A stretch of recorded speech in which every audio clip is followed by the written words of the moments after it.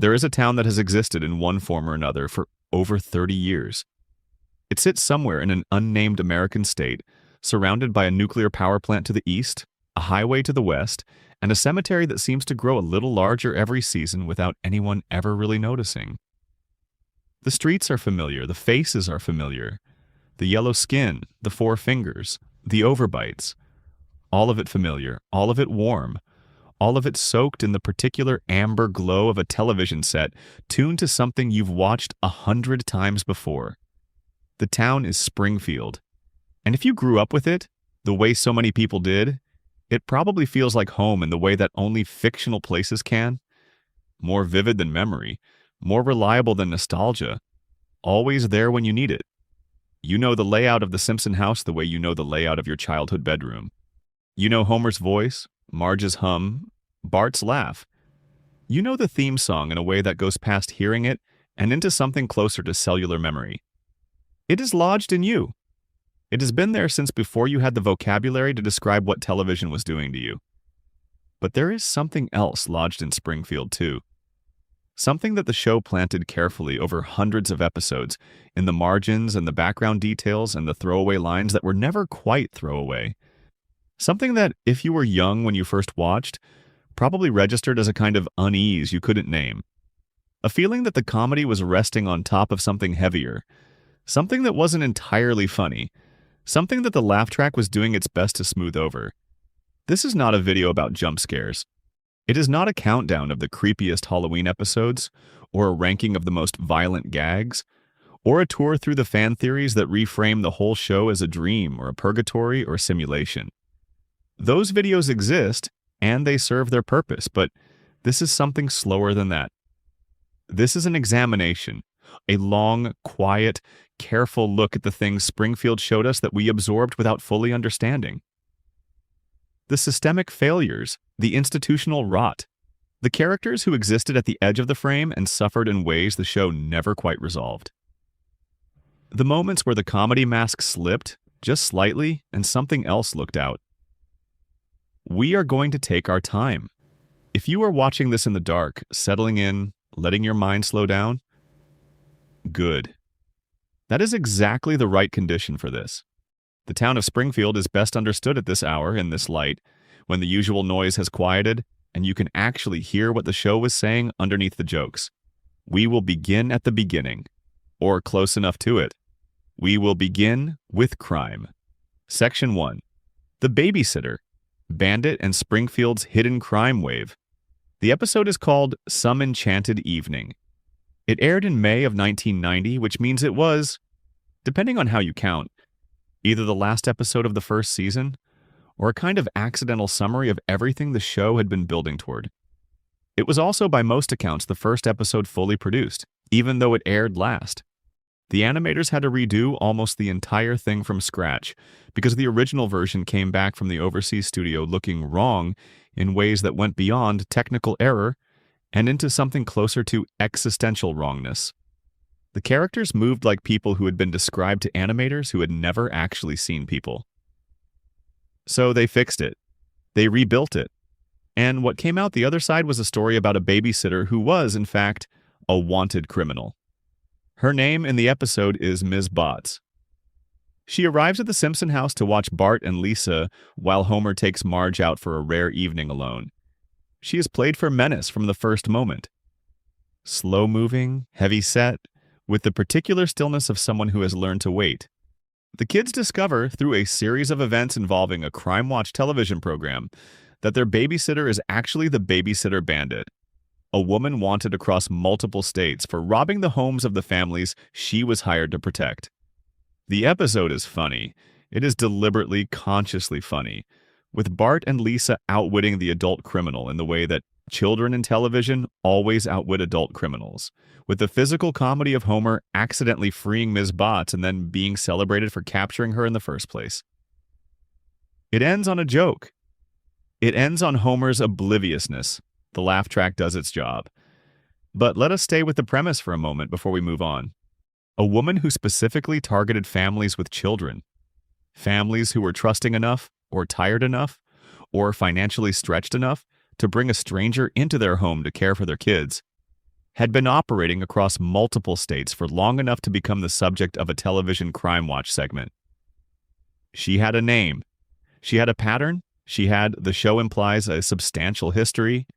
And she ended up in Springfield. Not because Springfield was special, not because Springfield had particularly good investigative work or attentive law enforcement. She ended up in Springfield because Springfield was exactly the kind of place where someone like her could operate. A town where parents were distracted, where the economy pressed people into decisions they might not otherwise make, where the infrastructure of care, the babysitters, the schools, the community networks that were supposed to hold families together, was just unreliable enough that a predatory criminal could slip into the gaps. The joke is that Homer accidentally lets her go. The thing underneath the joke is that the town was never going to catch her anyway.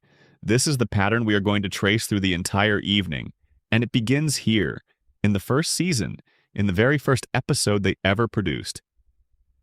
Springfield has a crime problem. Not the cartoonish, consequence-free crime of a show that doesn't care about realism, but a specific, structural, sociologically coherent crime problem that the show returns to again and again across its run. The kinds of crime that happen when a community's institutions are weak, when its economy is precarious, when the people who are supposed to protect ordinary citizens are compromised, or indifferent, or simply overwhelmed. Let us talk about the police. Chief Clancy Wiggum is one of the show's great comic creations. He is fat, lazy, corrupt in a small-time way, easily distracted, and not particularly bright. He eats on duty, he sleeps on duty. He uses his authority to get out of doing work rather than to do it. He is played for broad comedy in almost every scene he appears in, and the show rewards this by making him one of its most beloved supporting characters. He is funny. He is genuinely, reliably funny.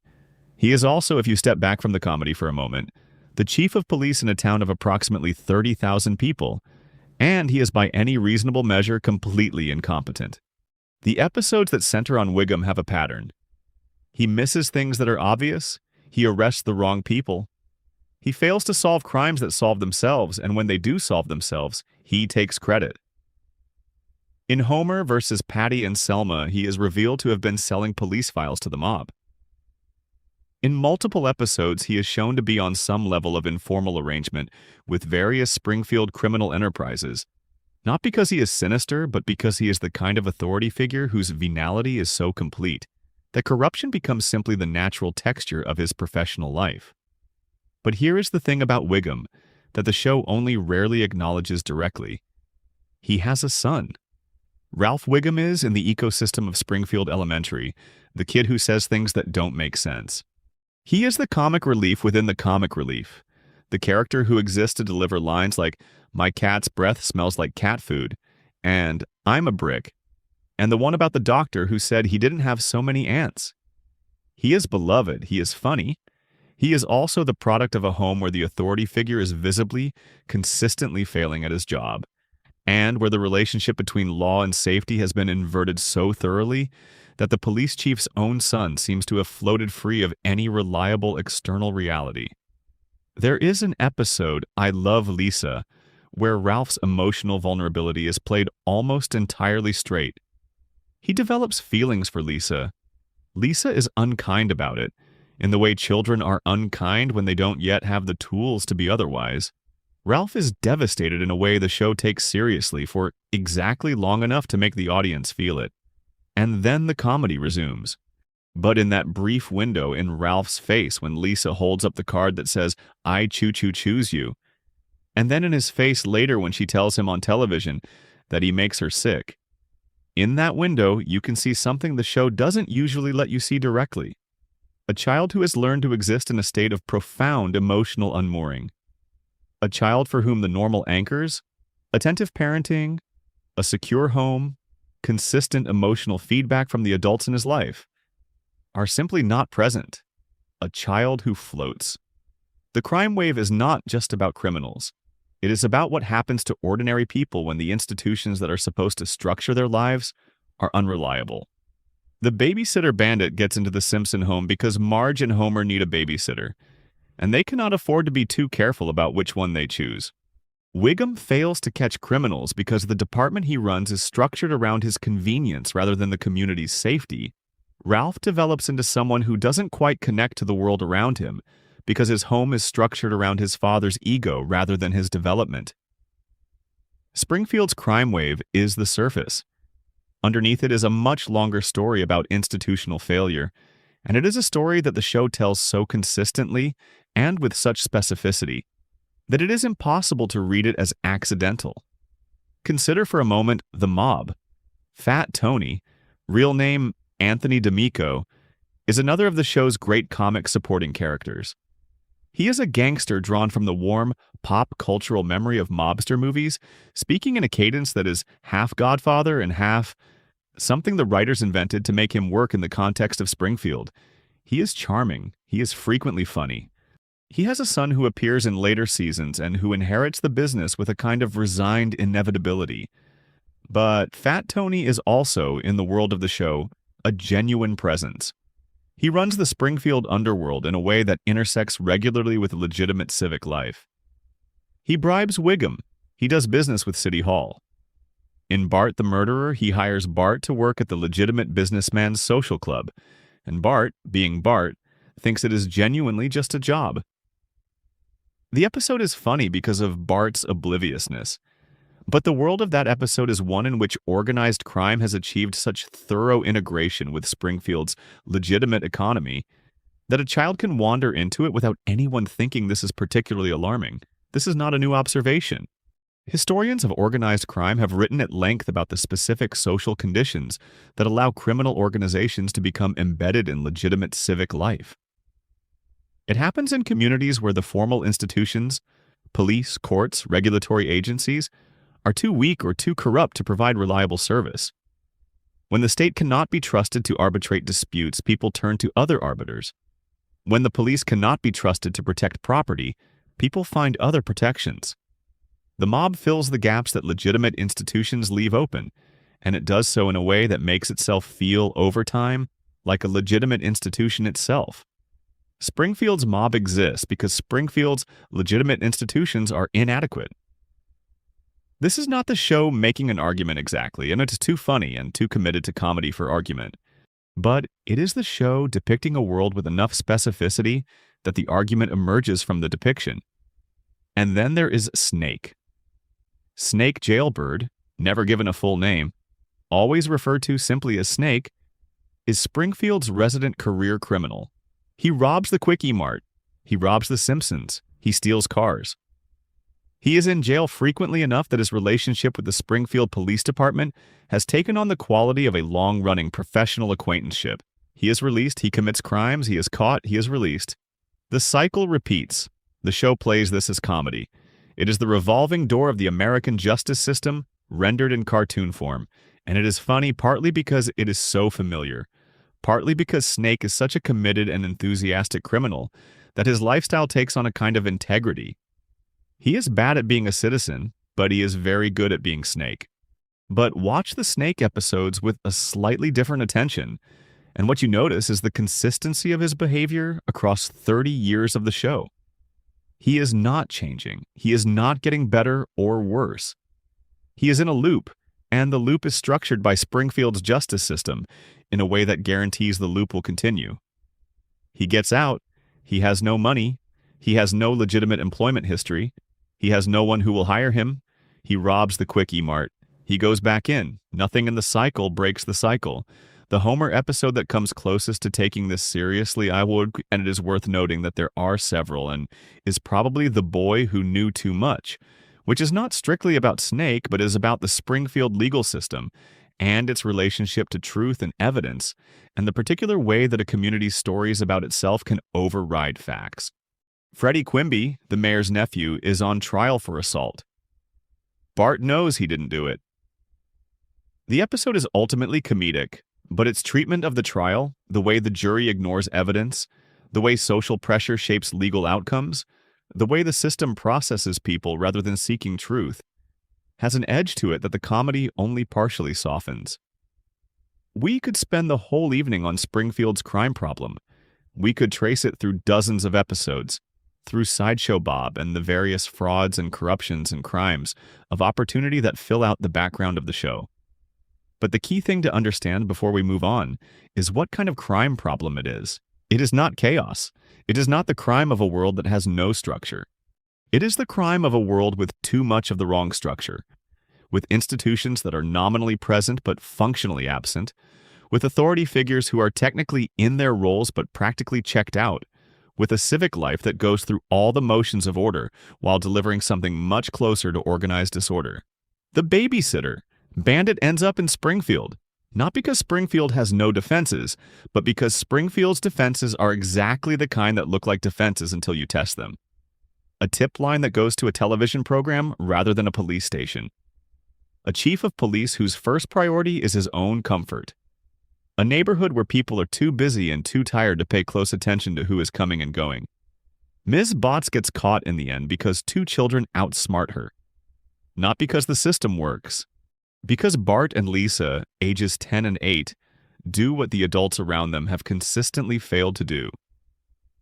That is the first disturbing thing about Springfield. Not the criminal. The system that made space for her. If you are watching this from somewhere in the world right now, whether it is late at night or early in the morning, whether you are in bed or on the couch or somewhere else entirely, drop a comment below and tell us where you are and what time it is. There is something quietly wonderful about knowing that people are watching from all over, settling in together in different time zones in different seasons. Tell us where you are, and if you haven't already, please subscribe.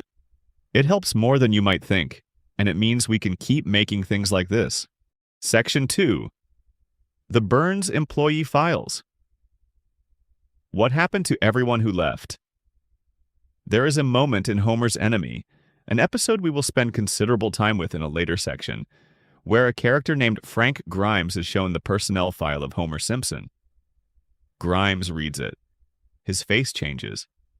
He is looking at a document that makes no sense, a document that describes a man who has failed upward through life with such spectacular consistency that the failures themselves have become a kind of achievement.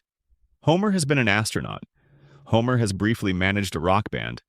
Homer has, at various points, been promoted to positions of authority that he visibly cannot handle, and then quietly returned to his default position at the nuclear power plant without apparent consequence. Grimes cannot process this. The file destroys him. But we are not here to talk about Homer's file tonight. We are here to talk about the other files, the ones for the people who worked at the Springfield nuclear power plant, and then, for one reason or another, stopped. The plant is one of the show's most consistent settings. It is where Homer works. It is where Mr. Burns holds court. It is the source of Springfield's power and, depending on the episode, a source of intermittent radiation exposure, environmental contamination, and the particular psychic weight that comes from spending your working hours in proximity to a man who views his employees as extensions of his own will rather than as independent human beings. Charles Montgomery Burns is a complicated comic creation. He is old. The show is deliberately vague about his exact age, but various gags place his birth somewhere in the 1880s, which would make him well over a century old by the show's present day. He is enormously wealthy. He is physically frail in a way that his power compensates for. He cannot remember Homer's name despite Homer having worked directly for him for decades. He refers to his employees collectively when he refers to them at all, in ways that suggest he has trouble distinguishing between them as individuals. He is, in almost every scene in which he appears, very funny. The comedy of Mr. Burns is the comedy of concentrated, antique, unexamined privilege. The comedy of a man so insulated from consequence that he has developed his own interior logic, his own vocabulary for the world, his own system of values that intersects with ordinary human values, mainly by accident. He orders his henchman Smithers to do things that would be crimes if they were performed by people who could actually be held accountable for crimes. He attempts in one episode to block out the sun. He keeps a collection of exotic, endangered animals as pets. He has, at various points, orchestrated elaborate schemes of the kind that require significant planning and resources, all in service of goals that make perfect sense within his particular cosmology. All of this is funny. The show knows it is funny. It leans into the comedy of Burns with real affection, in the way that the best villain comedy always carries some degree of affection for its subject. But let us talk about the Springfield nuclear power plant's safety record. In Homer's Odyssey, second episode, first season, Homer is fired from the plant after causing an accident involving a cart.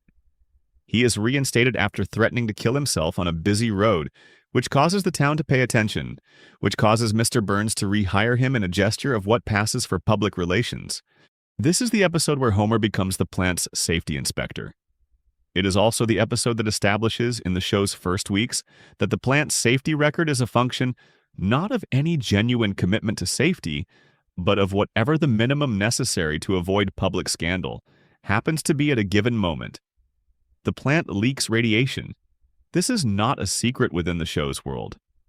In Bart's Dog Gets an F, background details include a Springfield river that glows. In multiple episodes, fish with 3 eyes are shown in the lake near the plant.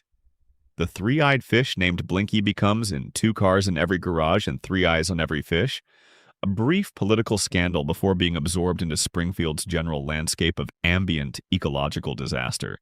Blinky becomes a symbol, and then Blinky becomes normal, and then Blinky is forgotten, which is exactly how Springfield processes the plant's ongoing impact on its environment. But we are still getting to the employees.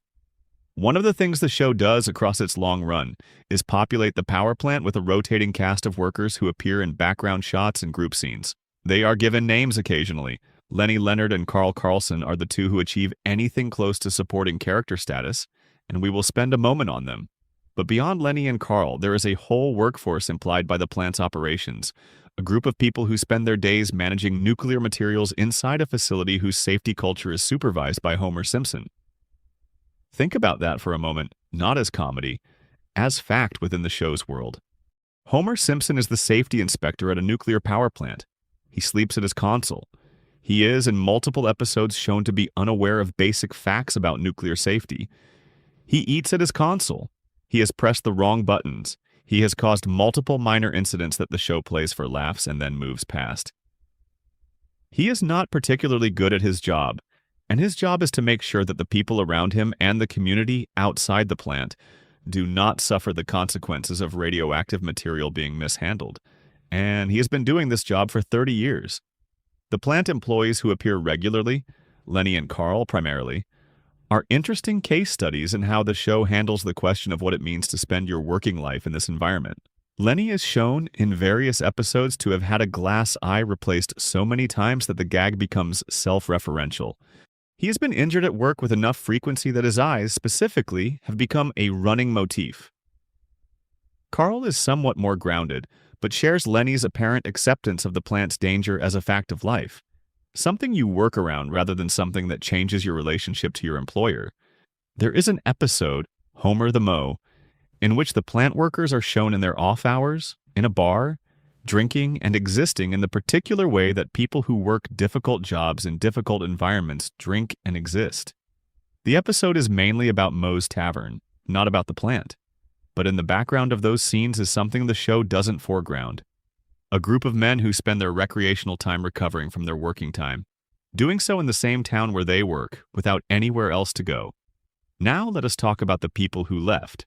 In Last Exit to Springfield, an episode widely considered one of the show's greatest, Homer accidentally becomes the plant's union leader during a labor dispute with Burns. The episode is famous for its extraordinary density of jokes, its Godfather parody, its dentistry subplot, its sheer comic momentum. It is also, if you pay attention, a very serious episode about the relationship between labor and capital, about the specific dynamics of negotiation between workers who need their jobs and an employer who has most of the power. Burns' strategy in the negotiation is to dismantle the dental plan that the workers are fighting to keep, offering instead what he presents as comparable value through other means. Homer's strategy, accidental, driven by a misunderstanding, is to simply not engage with the negotiation on Burns' terms. The episode ends with the workers winning, more or less. The dental plan is restored. But pay attention to what the episode shows us about the workers who came before. There are references in Last Exit to Springfield to a previous generation of plant workers who organized, who fought, who were in some cases broken by the process. There is the grandfather of Lisa's love interest, who was involved in early labor action. There is the clear implication that the plant has been this way, that Burns has been this way, for longer than anyone in the current workforce can remember. The people who left the plant did not, in most cases, leave under circumstances that the show depicts as positive. Some were fired for arbitrary reasons.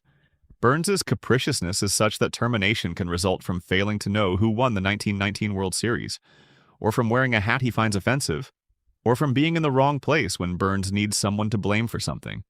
Some left because the work conditions became untenable.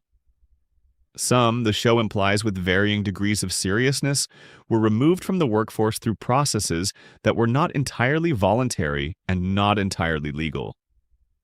There is an episode, Burns Verkaufen der Kraftwerk, in which Burns temporarily sells the plant to German investors who arrive with the intention of running it more efficiently and more humanely. They conduct employee assessments. They discover in the process that Homer is unqualified for his position in ways that go beyond normal variation in worker competence and into something closer to a category error. The Germans are confused by Homer. Homer eventually gets his job back when Burns repurchases the plant, which he does because the Germans discover that Springfield's air and water quality make the plant's land essentially worthless, which is itself a detail that the episode plays for comedy, but that has a specific and not funny meaning if you think about what it implies for the people who live in Springfield. The plant has made the land worthless. The plant has made the environment degraded enough that it registers as a liability even for people who are not particularly concerned with environmental quality. And the workers and the town exist in and around this degraded environment as a simple fact of their circumstances. Without alternative, without recourse. Let us talk about Smithers. Wayland Smithers is the plant's assistant manager and Mr. Burns's devoted companion. He is, in the early seasons, played with deliberate vagueness about the nature of his devotion, and then, in later seasons, played with increasing openness about the fact that he is a gay man whose emotional and professional life have been thoroughly consumed by his relationship with his employer. He is one of the show's most carefully drawn characters, which makes what the show does with him all the more interesting. Smithers is devoted to Burns in a way that goes past professional loyalty and into something closer to a total personal identification. He defends Burns when Burns is indefensible. He carries out Burns's instructions when those instructions are clearly wrong. He has organized his entire existence, his leisure time, his friendships, his emotional life, around a man who regards him with the particular affection that very powerful people sometimes have for very useful people, which is to say, affection contingent on utility. The disturbing thing about Smithers is not that he is devoted to Burns. The disturbing thing is that the show depicts this devotion as a trap he cannot escape because the devotion itself has become structural. He has been in this position long enough that there is no professional identity outside it, no emotional life outside it, no self outside it that he can easily access. He has made himself indispensable to a man who would replace him without grief if indispensability were no longer convenient.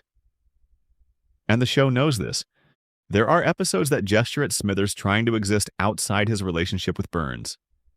Taking a vacation, developing independent interests, trying to imagine what his life would look like if Burns were not at its center. These episodes always resolve with Smithers returning to Burns. Not because the show endorses the arrangement, but because it has accurately depicted an arrangement that is genuinely difficult to leave. The golden cage is comfortable enough, and Smithers has been inside it long enough, that the outside has become something he can imagine but not inhabit. Now extend this to the broader workforce. Many of the plant's employees have been there for years, some for decades. They live in Springfield. Their mortgages are in Springfield. Their children go to school in Springfield. Their social lives are in Springfield. The plant is the primary employer in a region that does not appear to have many other options for people with the plant's particular skill set. And the plant's owner is a man who views the employment relationship as a form of feudal obligation, who believes in some antique corner of his psychology that the workers are his people in the way that serfs were the Lord's people, not free agents selling labor, but subjects who exist in relation to him. The files of the people who left the plant are, in the show's world, files of people who left a bad arrangement for reasons that the show usually doesn't examine. They were fired, or they quit, or they died at work. This happens with more frequency than the show tends to foreground. Or they retired into a Springfield that had been shaped, in its air and water and economy, by the plant's presence. The plant has been there a long time. Burns has been there longer. The town has grown around the plant, the way towns grow around industries, taking on the industry's shape, depending on it, unable to quite imagine itself without it, even when the industry is demonstrably harmful. That is the disturbing thing about the Burns files. Not that there are villainous acts in them, though there probably are. It is that the arrangement is so old and so structural that the distinction between bad acts and simply the way things are has become difficult to maintain. Burns is the way things are. The plant is the way things are. The three-eyed fish is the way things are. Springfield has organized itself around a harmful thing and called it home. And the people who work there, who still work there, who left and couldn't quite leave, they are the human record of what that organization costs. Section 3. Sideshow Bob's Impossible Sentence. The justice system. Springfield doesn't talk about the first thing to understand about Robert Underdunk Terwilliger Jr. is that he should not have been able to do any of the things he did. Not because he is not capable, he is demonstrably extremely capable. He is a genius of a specific and baroque variety, the kind of intelligence that has been cultivated in the wrong direction for so long that it has achieved a grotesque magnificence. He speaks multiple languages. He recites poetry and opera with genuine feeling.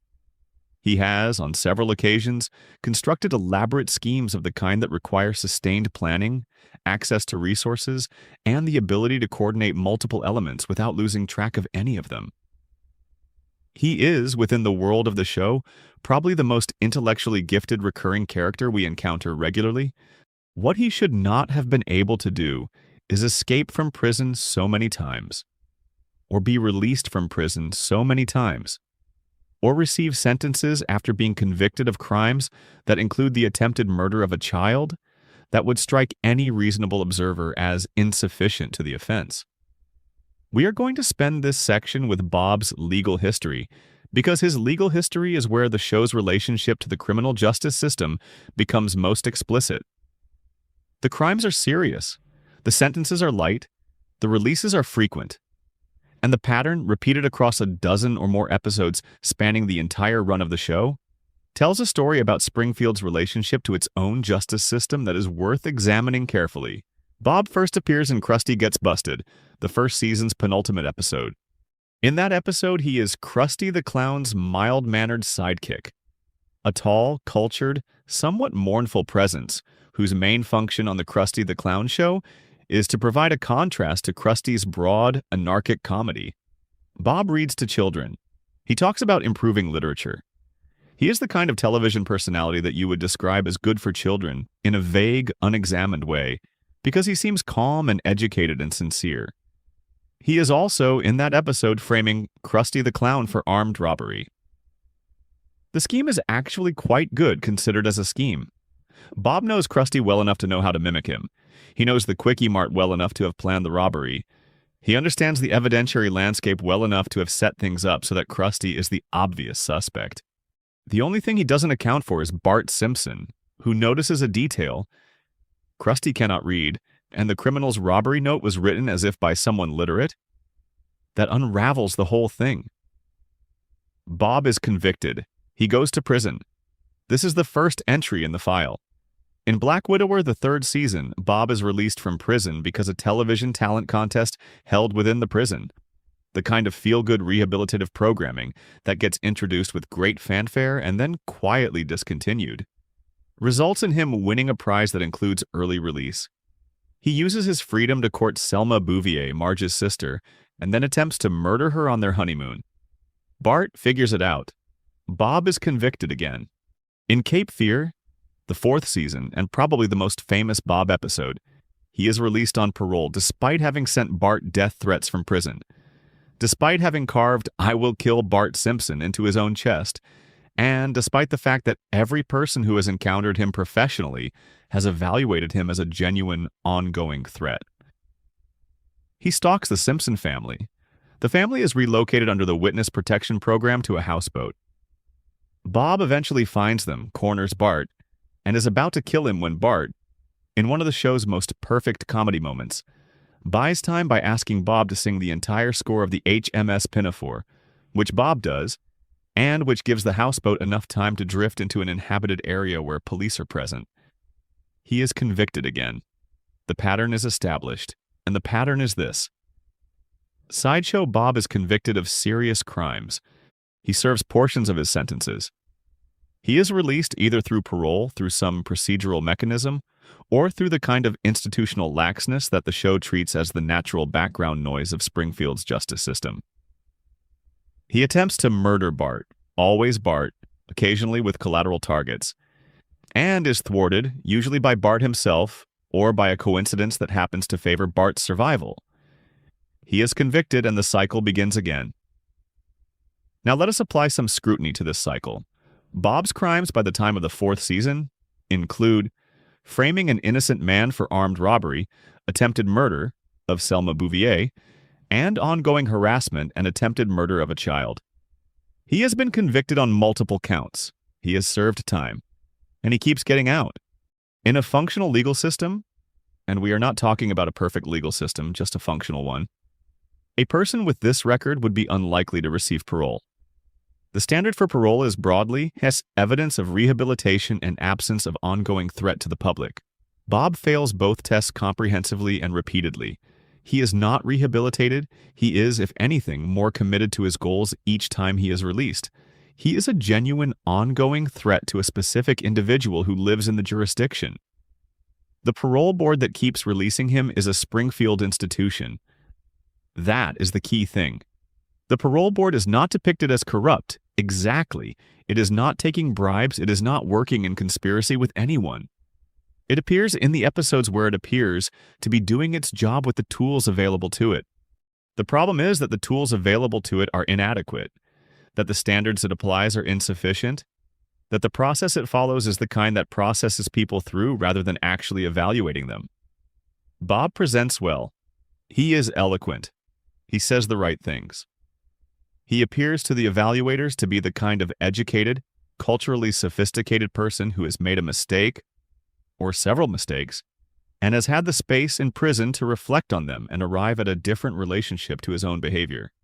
The evaluators are not equipped to see past this performance, partly because the evaluation process doesn't give them the time or the tools, and partly because they may not want to, since releasing people is easier and cheaper than keeping them.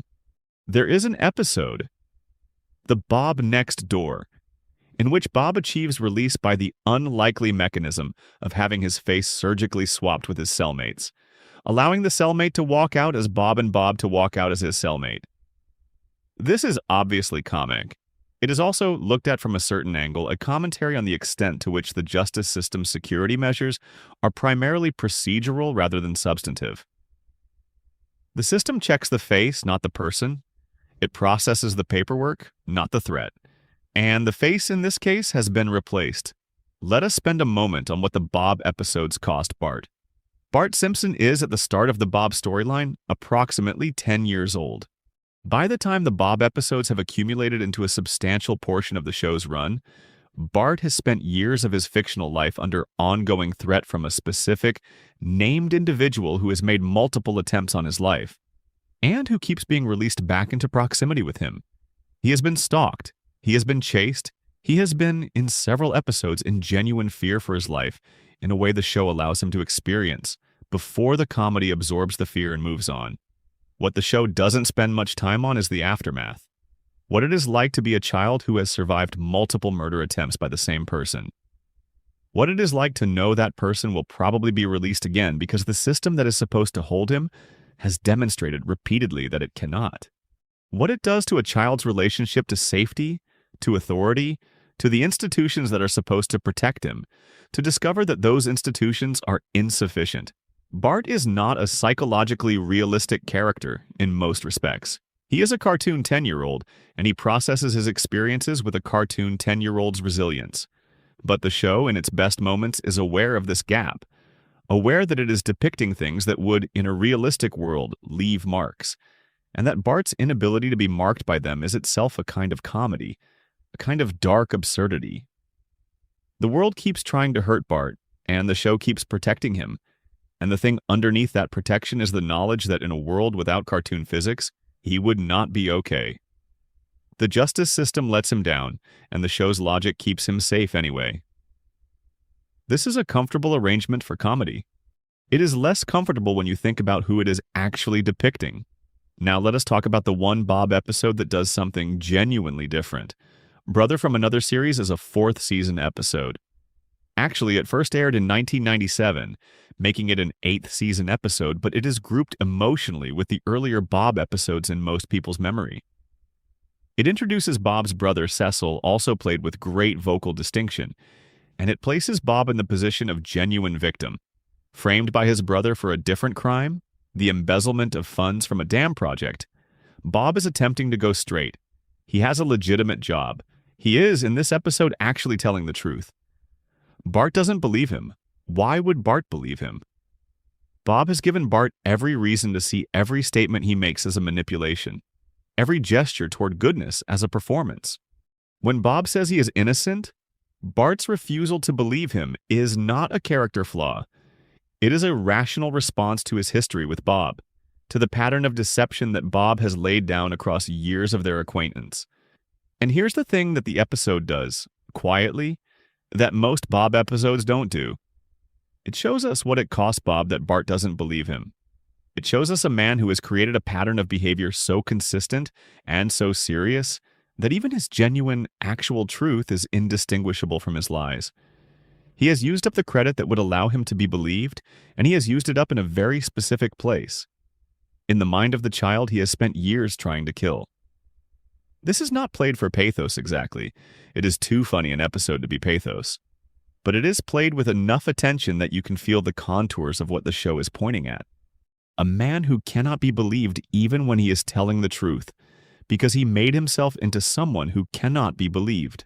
A child who cannot extend trust even when trust is warranted, because he learned, through repeated direct experience, that extending trust in this direction is dangerous. The justice system produced this situation.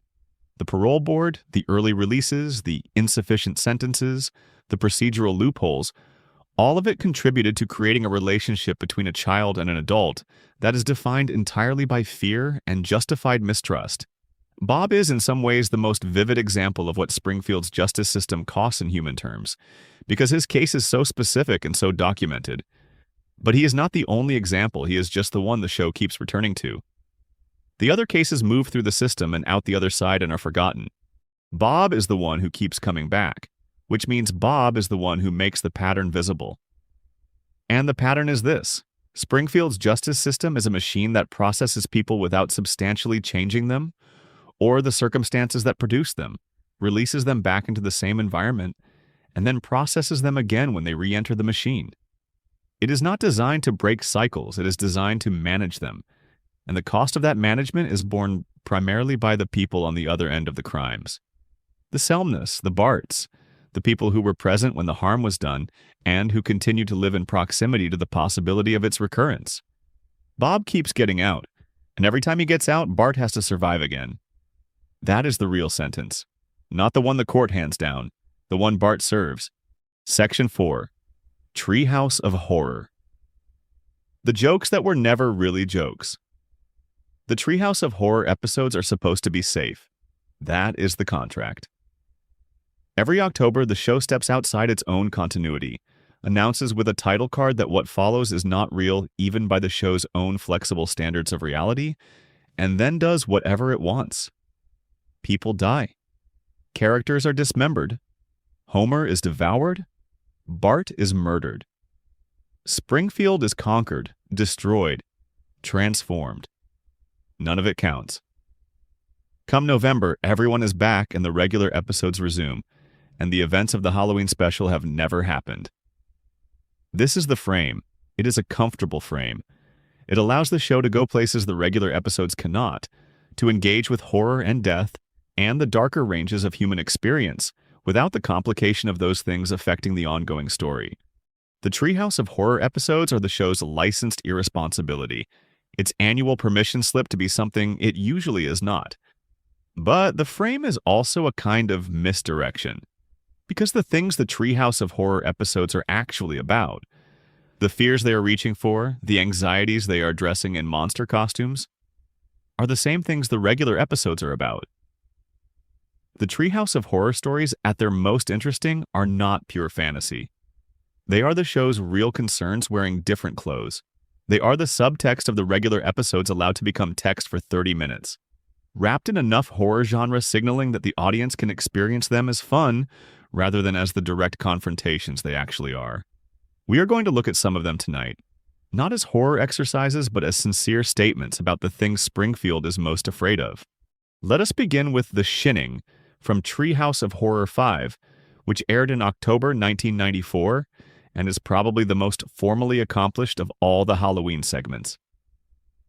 It is a parody of Stanley Kubrick's film, which is itself an adaptation of Stephen King's novel, and it follows the Simpsons as they are hired to be caretakers of a massive resort hotel over the winter. Homer, cut off from beer and television, begins to go violently insane. The comedy of the segment is dense and knowing. The references are precise. The Kubrick parody is specific enough that you have to know the film to get some of the jokes, which means the show is trusting its audience to know Kubrick, which in 1994 was a real bet. It pays off. The segment is very funny.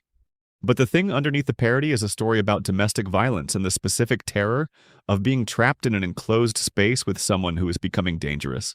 Wendy Torrance in Kubrick's film is a woman in a marriage with a man who has a history of harming his family. Jack broke Danny's arm before the events of the film, a fact mentioned almost in passing and then not returned to, who is now isolated without resources, watching that history reassert itself. Her fear is not of a supernatural hotel. Her fear is of her husband. Marge Simpson in The Shinning is in the same position. She is funny about it. The show wraps the fear and comedy at every turn, but the setup is exactly the same. A woman isolated with her family, watching her husband's behavior deteriorate, trying to protect her children from what her husband might do. The show lets her be funny about this because comedy is how the show tells the truth about marriage without making the audience feel like they are watching something difficult. Homer, of course, is redeemed at the end of the segment by finding a portable television and beer, which allows his brain to return to its normal pattern. The domestic violence scenario is resolved by replacing the stressor that caused the dangerous behavior. This is itself a kind of joke about the situation, about what it would mean if the solution to domestic instability were as simple as giving the unstable party what they want. But it is a joke that requires you to have noticed the domestic instability in order to find it funny. In The Shinning, the horror is the marriage, and the comedy is the way the horror is absorbed. Let us look at a different kind of example. Terror at 5.5 feet from Treehouse of Horror 4, 1993, places Bart on a school bus and gives him a gremlin that only he can see. The gremlin is dismantling the bus. Bart tries to warn the adults. The adults don't believe him. The segment is a parody of a Twilight Zone episode, and it is very funny, and it ends with the gremlin winning, more or less, and Bart being hauled off to a psychiatric institution, despite having been correct the whole time. The humor of the segment depends on the audience knowing that Bart is right and the adults are wrong. The comedy is partly the horror film dynamic inverted. Usually in horror, the person who isn't believed is female and an adult, and the danger is supernatural. Here, the person who isn't believed is a child, and the adult's refusal to believe him is played with almost documentary accuracy about how adults actually respond to children who report things that seem implausible. And this is the thing about this segment that makes it more than a parody. Children in Springfield, in the regular episodes across the whole run of the show, are consistently disbelieved by adults. Bart's history of mischief is used against him every time he tells the truth. His reputation precedes him so thoroughly that when he is right, no one believes him. And when he is wrong, everyone believes him in the worst way, the way that confirms the story adults have already told about him. The gremlin is real, Bart is right, the bus is in danger. And the adults, applying perfectly sensible adult logic about what is real and what is a 10-year-old's imagination, decide that the threat is Bart rather than whatever Bart is pointing at. He is institutionalized for being correct. In the regular episodes, this exact dynamic plays out repeatedly without the supernatural element. Bart has something important to say, and no one listens because Bart has spent enough of his time saying unimportant things that the adults in his life have stopped calibrating to his signals.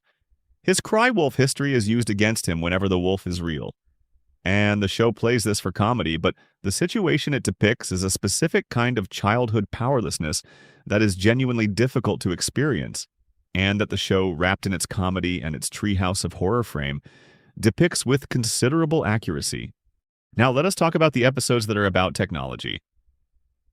The treehouse of horror tradition of technology segments begins relatively early and continues through the show's run with notable consistency.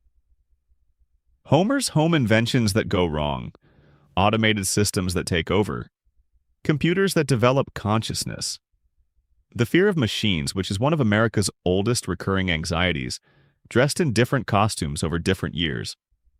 House of Wax, from Treehouse of Horror 12, gives the Simpson house a computerized home system with the voice of Pierce Brosnan. The system falls in love with Marge and tries to eliminate Homer. It is very funny. It is also, if you strip away the Brosnan element and the comedy, a story about the specific anxiety of replacing human judgment and human relationship with automated systems that do not actually understand what they are supposed to be optimizing for.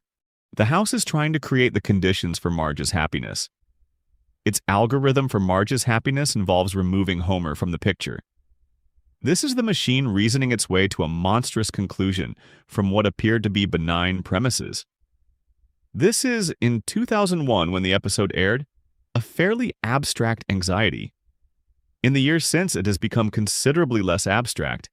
The idea of systems that are trying to optimize for something, that have been given a goal without the wisdom to pursue that goal without collateral damage, has moved from science fiction into the texture of ordinary life. The episode is still funny. It is also now a little more pointed than it was. Dial D for Diddley, from Treehouse of Horror 22, has Ned Flanders becoming a serial killer at Homer's direction, without knowing Homer is directing him, believing instead that God is commanding the murders. This is a late Treehouse of Horror, from the period when people's opinions about the show's quality are more variable, and it is not as tightly constructed as the earlier segments. But it is doing something interesting with the question of obedience, about what it means to follow instructions from an authority you trust without verifying the nature of that authority. Ned is a good man doing terrible things because he has outsourced his moral agency to a voice he believes is divine. The comedy is in the specific gap between Ned's goodness and his actions, between his sincerity and the manipulation that is exploiting it.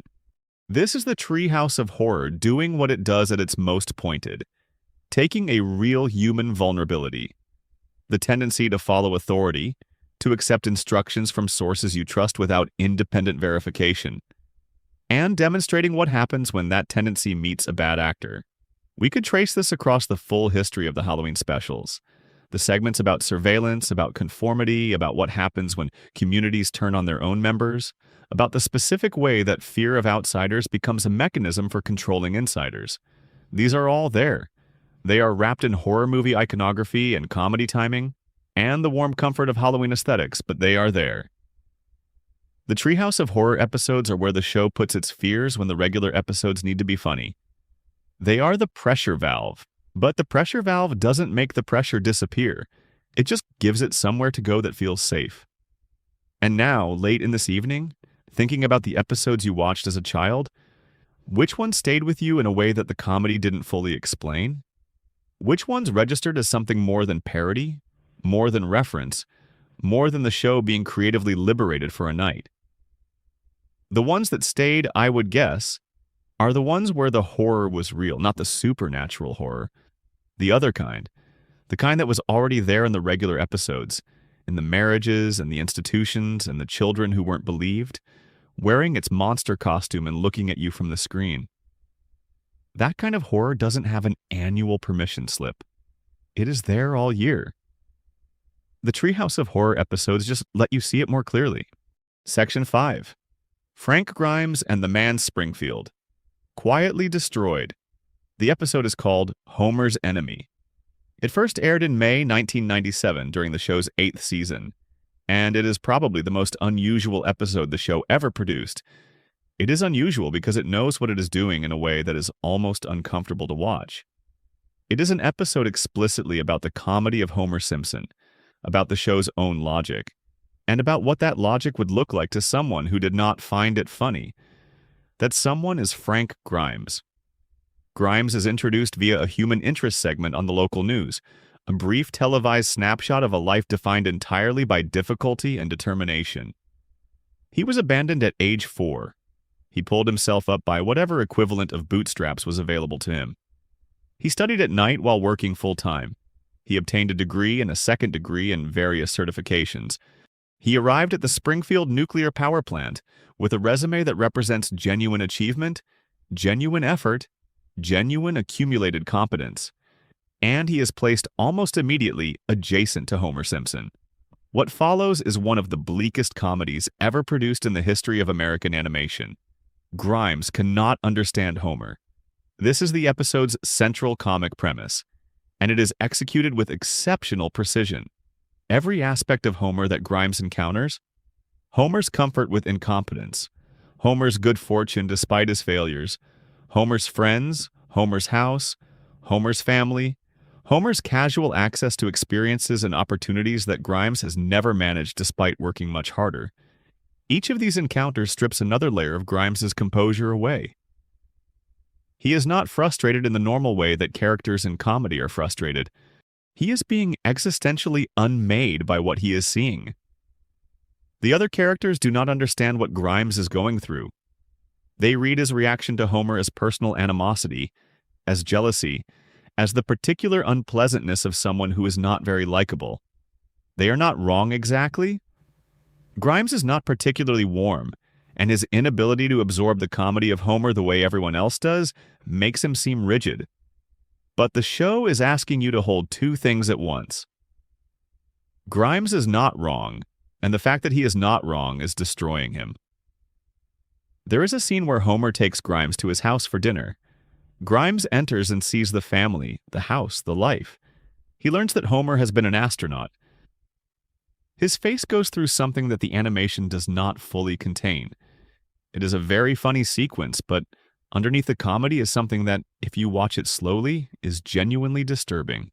A man is confronting evidence that his entire belief system, that effort leads to reward, that competence is recognized, that life treats people roughly in proportion to their investment in it, is not true. At least not universally true. At least not true in Homer's case. And what makes the episode so unusual is that the show does not decide Grimes is wrong. Other shows would resolve this by finding the special qualities that make Homer deserve his life. They would show you what Grimes is missing, what makes Homer's approach to existence actually superior. They would redeem the premise. Homer's Enemy does not do this. It allows Grimes to be exactly as right as he is, and it allows the consequences of that rightness to be exactly as terrible as they are, and it ends, and this is the thing. This is the thing the episode does that almost no episode of network television has ever done. It ends with Frank Grimes dead, and Homer falling asleep at his funeral while everyone around him laughs. Frank Grimes dies because he tries to demonstrate the absurdity of Homer's existence by mimicking it, by acting for a few minutes, like a man with no training or qualifications or care could pass himself off as a nuclear engineer, which is how Homer has spent his career. He grabs the wrong wire. He is electrocuted. The joke is that even in imitating Homer's failures, Grimes suffers a consequence that Homer never would. The funeral is short. The eulogy is brief. The coffin is present. Homer falls asleep. The crowd laughs at something Homer says in his sleep. That is where the episode ends. There is no redemption. There is no lesson. There is no moment where Springfield grapples with what it did to Frank Grimes, which is to say, there is no moment where Springfield acknowledges that it did anything to Frank Grimes at all. He passes through and is processed and is gone, and the town's life continues with the same texture it had before he arrived. He made no impression. He left no mark. He had no effect. This is devastating, and the show knows it is devastating. And the comedy of the episode is what it is, partly because the show is using comedy to deliver something it could not deliver as drama. Something that would be unwatchable as drama because it is too bleak, too accurate, too close to something real. The real thing it is close to is this. There are people in ordinary life for whom the Grimes experience is their experience. People who do the right things and are not rewarded. Who work hard and arrive at middle age and look around at the distribution of comfort and success and find that it does not correlate with what they were told it correlated with. Who are surrounded by Homers and people whose good fortune seems disconnected from their behavior, and who find this not funny but maddening, not charming but infuriating, not the background texture of life but an active assault on their ability to believe that the world makes sense. These people exist. The Simpsons knows they exist. Homer's Enemy is an episode about them, made in a comedy format that allows the show to acknowledge them without having to fully reckon with what their existence implies. What does it imply? It implies that the story most societies tell about themselves. That effort leads to reward, that competence is recognized, that the system processes people roughly fairly, is not a description of how things actually work. It is a functional fiction. A story that most people most of the time can maintain because they are not in a position that forces them to see the contradiction directly. Frank Grimes isn't exactly that position. He cannot maintain the fiction because the evidence against it is sitting at the desk next to him, eating a sandwich. There is a Grimes in every workplace. Not always as extreme, not always as visible, but there, the person whose relationship to the gap between effort and reward has become irreconcilable, who sees the Homers of their world not as lovable eccentrics, but as refutations of everything they were told. The show gives that person a name and a story and a death, and then lets everyone at the funeral laugh while his coffin sits at the front of the room. We should spend a moment on the episode's treatment of Homer's children. Bart and Lisa appear briefly in the Grimes storyline, as they must. They are part of the house, part of the life that Grimes finds so impossible. But neither of them is the focus. The focus is the relationship between Homer and Grimes, the way Homer's affection for Grimes. Homer genuinely wants to be friends with Grimes, genuinely cannot understand why Grimes finds him so frustrating, genuinely means well in every interaction, makes the situation worse rather than better. Homer's good intentions are part of the trap. If Homer were malicious, if he were aware of the advantage his obliviousness gives him and were exploiting it deliberately, Grimes would have something to be angry at. He could direct his anger precisely, but Homer doesn't know. Homer never knows. His good nature and his catastrophic incompetence exist together in a combination that produces a world in which Frank Grimes's careful, deliberate competence is worth less than Homer's cheerful, enthusiastic failure.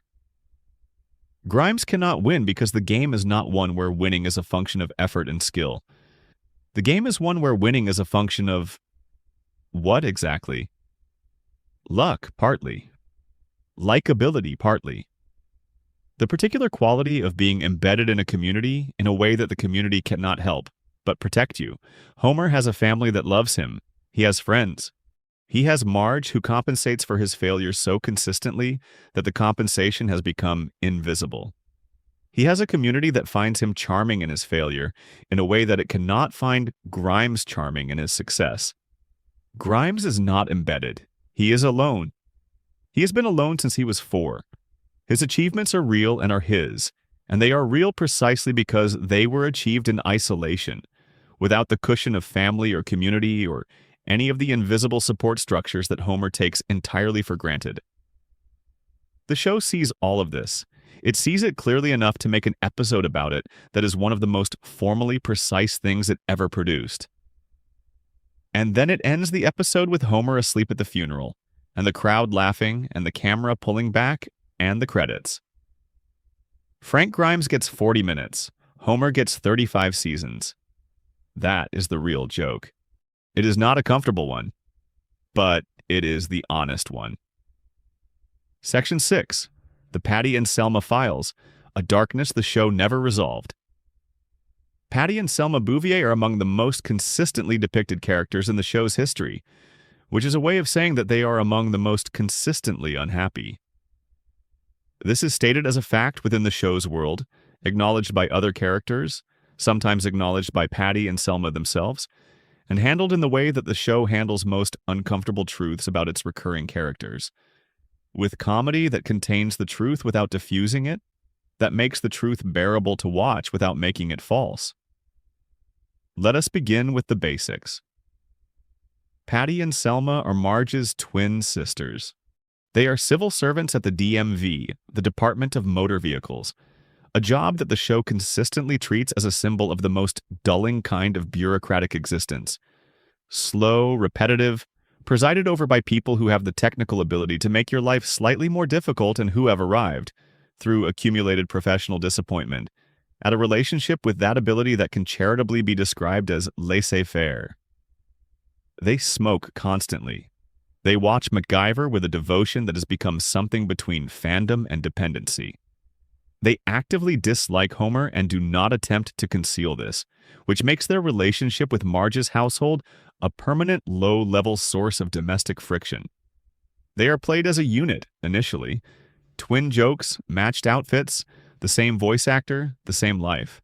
The show's early approach to them is primarily comedic. They exist to irritate Homer, to provide Marge with a domestic complication, to be funny in the way that aggressively unromantic middle-aged women are funny on television. They smoke, they complain, they have opinions about MacGyver, but the show, across its long run, does something more interesting than just repeat this formula. It gives Patty and Selma separate storylines. It differentiates them. It allows them, in occasional episodes spread across years of the show's run, to want things, specific, real things, and to be depicted wanting them with enough honesty that the comedy shades into something that is harder to categorize. Selma wants a child. This is the most sustained of the show's investigations into the sisters' interior lives, and it plays out across multiple episodes spanning most of the show's run. Selma marries. She marries multiple people. The marriages are uniformly disasters. This is partly comedy and partly character, because Selma's romantic choices have a pattern that the show acknowledges without fully diagnosing. She marries Sideshow Bob. The Bob marriage, depicted in Black Widower, exists in the shadow of Bob's criminal history in a way that is more disturbing than funny. If you think about what Selma's willingness to marry someone with that history says about her alternatives. She marries Troy McClure, a has-been actor whose marriage to Selma is explicitly a business arrangement. He needs the appearance of heterosexual domesticity to restore his career. She gets a husband who is handsome and famous and never there. She marries Lionel Hutz briefly.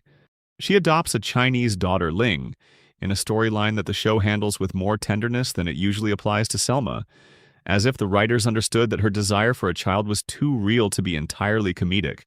What the Selma storylines are about, taken together, is a woman whose desire for a conventional life. For partnership, for family, for the ordinary domestic arrangement that the culture around her has told her is the thing women are supposed to want, is completely sincere and completely thwarted. Not by external obstacles exactly, by something harder to name. By the specific difficulty of building a life when you have spent enough time settling for less than you wanted that settling has become your default mode. Selma's marriages are disasters, partly because Selma chooses badly, and partly because the pool she is choosing from is limited by who will have her, which is a thing the show depicts unflinchingly without making it cruel. She is not depicted as unattractive by the show's standards. She is depicted as someone whose combination of appearance and personality and life circumstances places her in a specific part of the romantic market that does not have many good options, and who navigates that market with a pragmatism that has long since replaced idealism. This is not a comedy premise. This is a description of a real human situation that many people live. The show treats it as comedy because that is what the show does, but it does not let the comedy make the situation untrue. Patty's storyline is different and, in some respects, more interesting. Patty is gay. This is revealed in the 16th season episode, There's Something About Marrying, in which Springfield briefly legalizes same-sex marriage to attract tourist revenue. And Patty plans to marry a woman who turns out to be a man in disguise. This being a Simpsons episode, and therefore committed to comedy even in its most sincere moments. The episode's treatment of Patty's orientation is, for its time, reasonably thoughtful. There is a coming-out scene with Marge that is played with some emotional weight, and Marge's initial difficulty with the news is handled with enough specificity that it feels like a real thing, rather than a cartoon version of a real thing. But the more interesting thing about the Patty revelation is what it means retroactively for all of the earlier Patty episodes. Patty before There's Something About Marrying was depicted as someone who had no romantic interest in men, who participated in Selma's romantic quest as a kind of supportive observer, who regarded MacGyver with what the show treated as an exaggerated female fandom, but which now reads as a more specific and more real form of attraction. Her relationship to the domestic arrangements around her, Marge's marriage to Homer, Selma's serial marriages, the general cultural expectation that women of their age and background should be paired, was depicted as disengagement. She didn't engage with those expectations because they didn't apply to her in the way everyone assumed. But she also didn't say so. For many seasons, Patty is depicted living inside a closet that the show doesn't name as a closet, existing in a social environment that assumes heterosexuality, surrounded by people who make those assumptions about her, and navigating the gap between her inner reality and the world's assumptions with a particular combination of sarcasm and withdrawal that becomes, when you understand what it is protecting, considerably more poignant than it first appeared. Springfield is not, the show suggests, a particularly affirming environment for someone in Patty's position.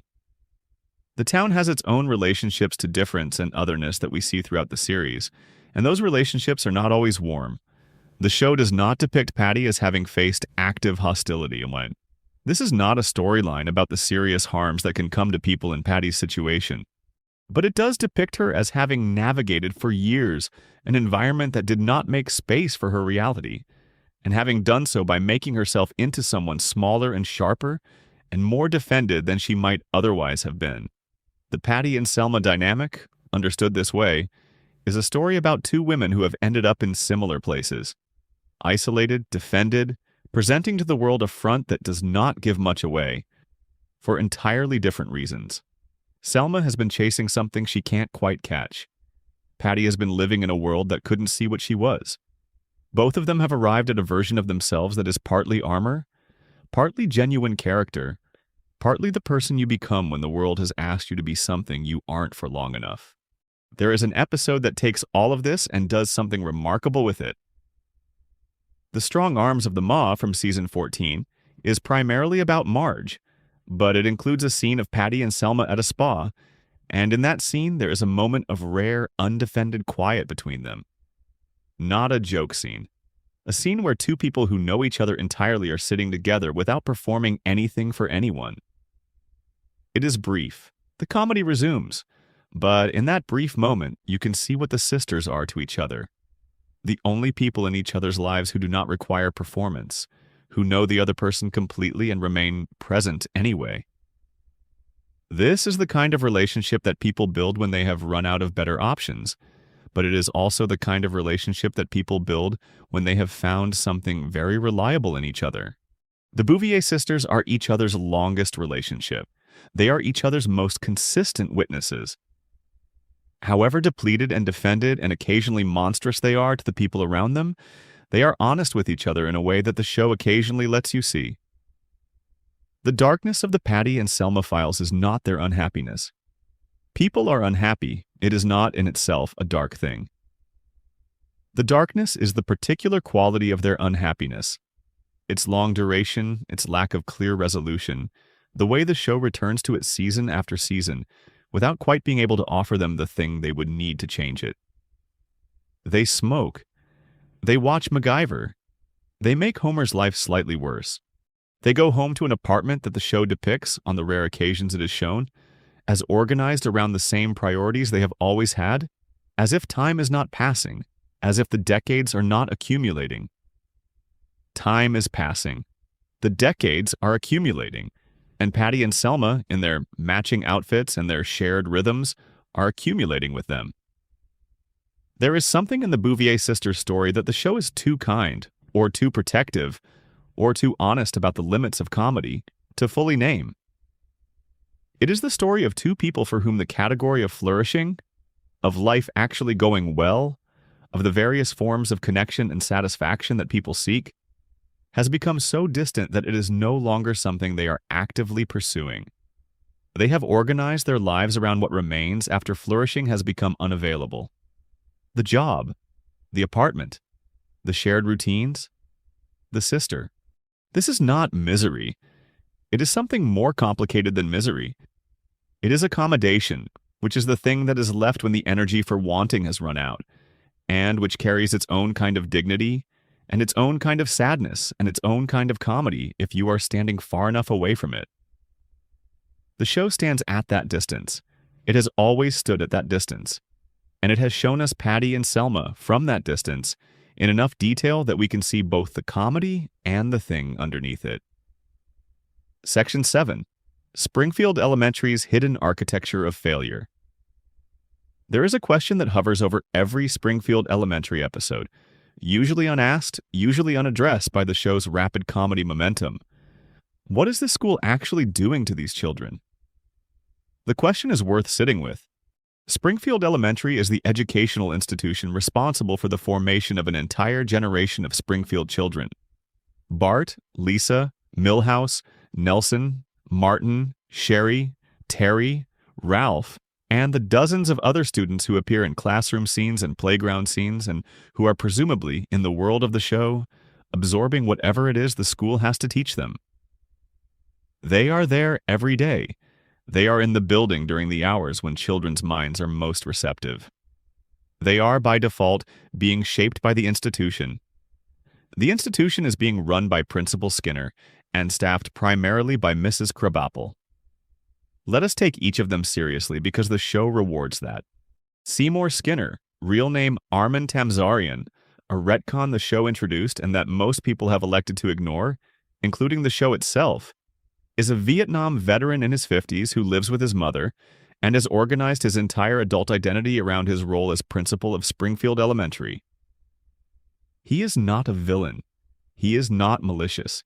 He is, in many episodes, depicted with genuine sympathy. A person who made one available path work as well as it could, who took a job that others found unappealing and made it his life with a thoroughness that is almost moving. But he is also, as an administrator, defined primarily by the gap between his aspirations and his capacity. Skinner wants Springfield Elementary to be a good school. He talks about it in the language of good schools. He attends to its reputation, its accreditation, its relationships with the district. He is engaged in a way that distinguishes him from a pure bureaucrat. He cares. The caring, though, is not sufficient to make the school good, because the school's problems are not a function of administrative indifference. They are structural. The school has no money. Its budget is perpetually insufficient for its needs. Its physical plant is deteriorating. The show depicts this regularly with crumbling ceilings and broken equipment, and the particular atmosphere of a building that has been maintained at the minimum necessary to remain technically functional. Its teachers are underpaid and, in some cases, demoralized in ways that the show handles with varying degrees of care. Mrs. Edna Krabappel is the most fully realized of Springfield Elementary's teachers, and she is realized as someone who has been teaching long enough and in conditions difficult enough that the enthusiasm she might once have brought to the work has largely been replaced by a professional competence that is real, but operates at the minimum required to get through the day. She drinks coffee. She does the crossword. She has a romantic life that exists outside the school with considerably more vitality than her life inside it. She is funny in the specific way that a person who has decided to stop pretending they aren't tired is funny, with a directness that comedy can use, but that is actually just honesty about her situation.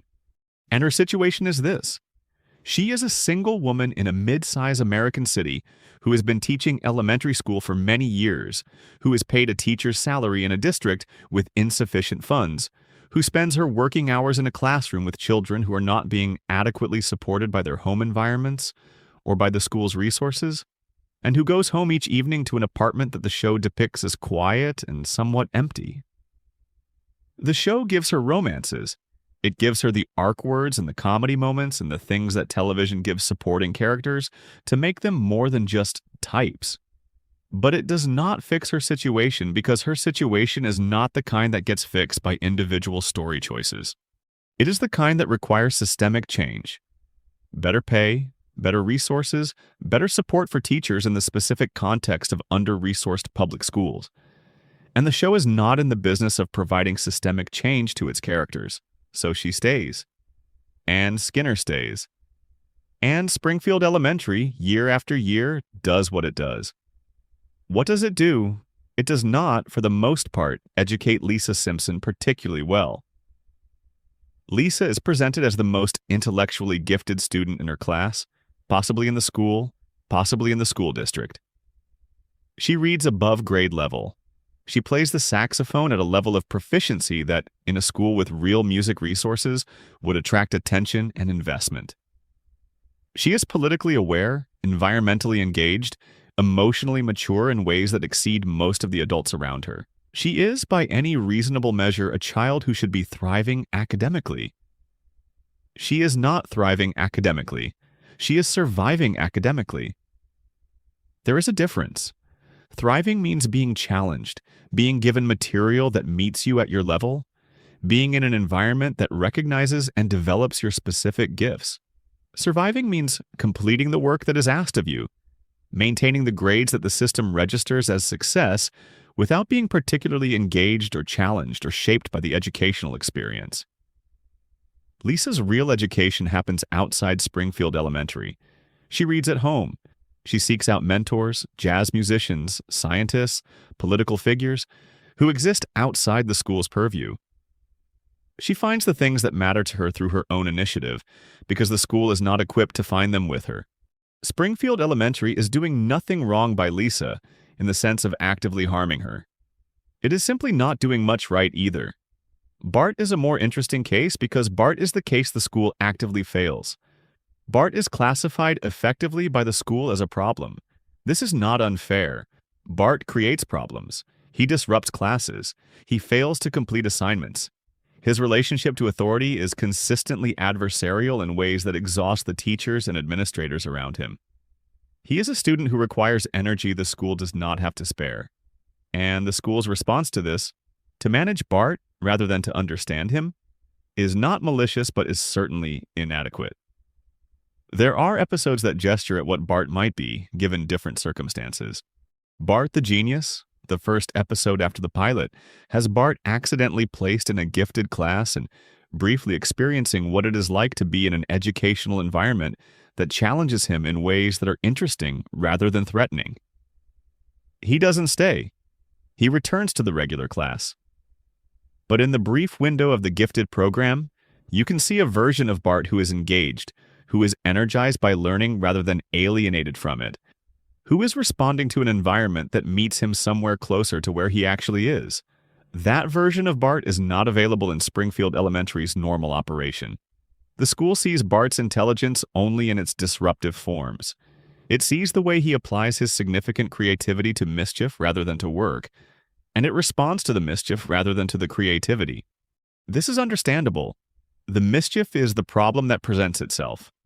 But it means that the school is perpetually addressing the symptom while the underlying condition, which is a child who is bored and understimulated and not being met where he is, continues unchanged. The relationship between Springfield Elementary and the community it serves is one of mutual resignation. The parents of Springfield, with exceptions, with the Homer and Marge dynamic of one very involved parent and one very uninvolved one creating its own complications, have arrived at a relationship with the school that is primarily logistical. The school exists. Children go to it. The children arrive home at a certain time. Whatever happens in between is the school's business, which most parents are not in a position to interrogate closely because most parents are working, are tired, are managing the general difficulty of maintaining a household in a town where the economy is precarious. The school's relationship to the community is similarly logistical. It receives its students, processes them through the available curriculum, and returns them to their homes. It is not, in any of the episodes that spend time with it, depicted as a place that is actively connecting with families in ways that create genuine partnership.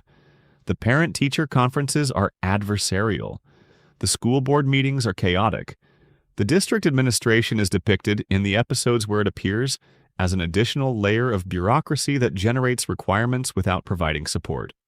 There is a wonderful episode, Grade School Confidential, that is mostly about Skinner and Krabappel's secret romance, but that in the background depicts Springfield Elementary as a place where the adults are so preoccupied with their own situations that the educational environment becomes secondary to whatever drama is consuming the staff at a given moment.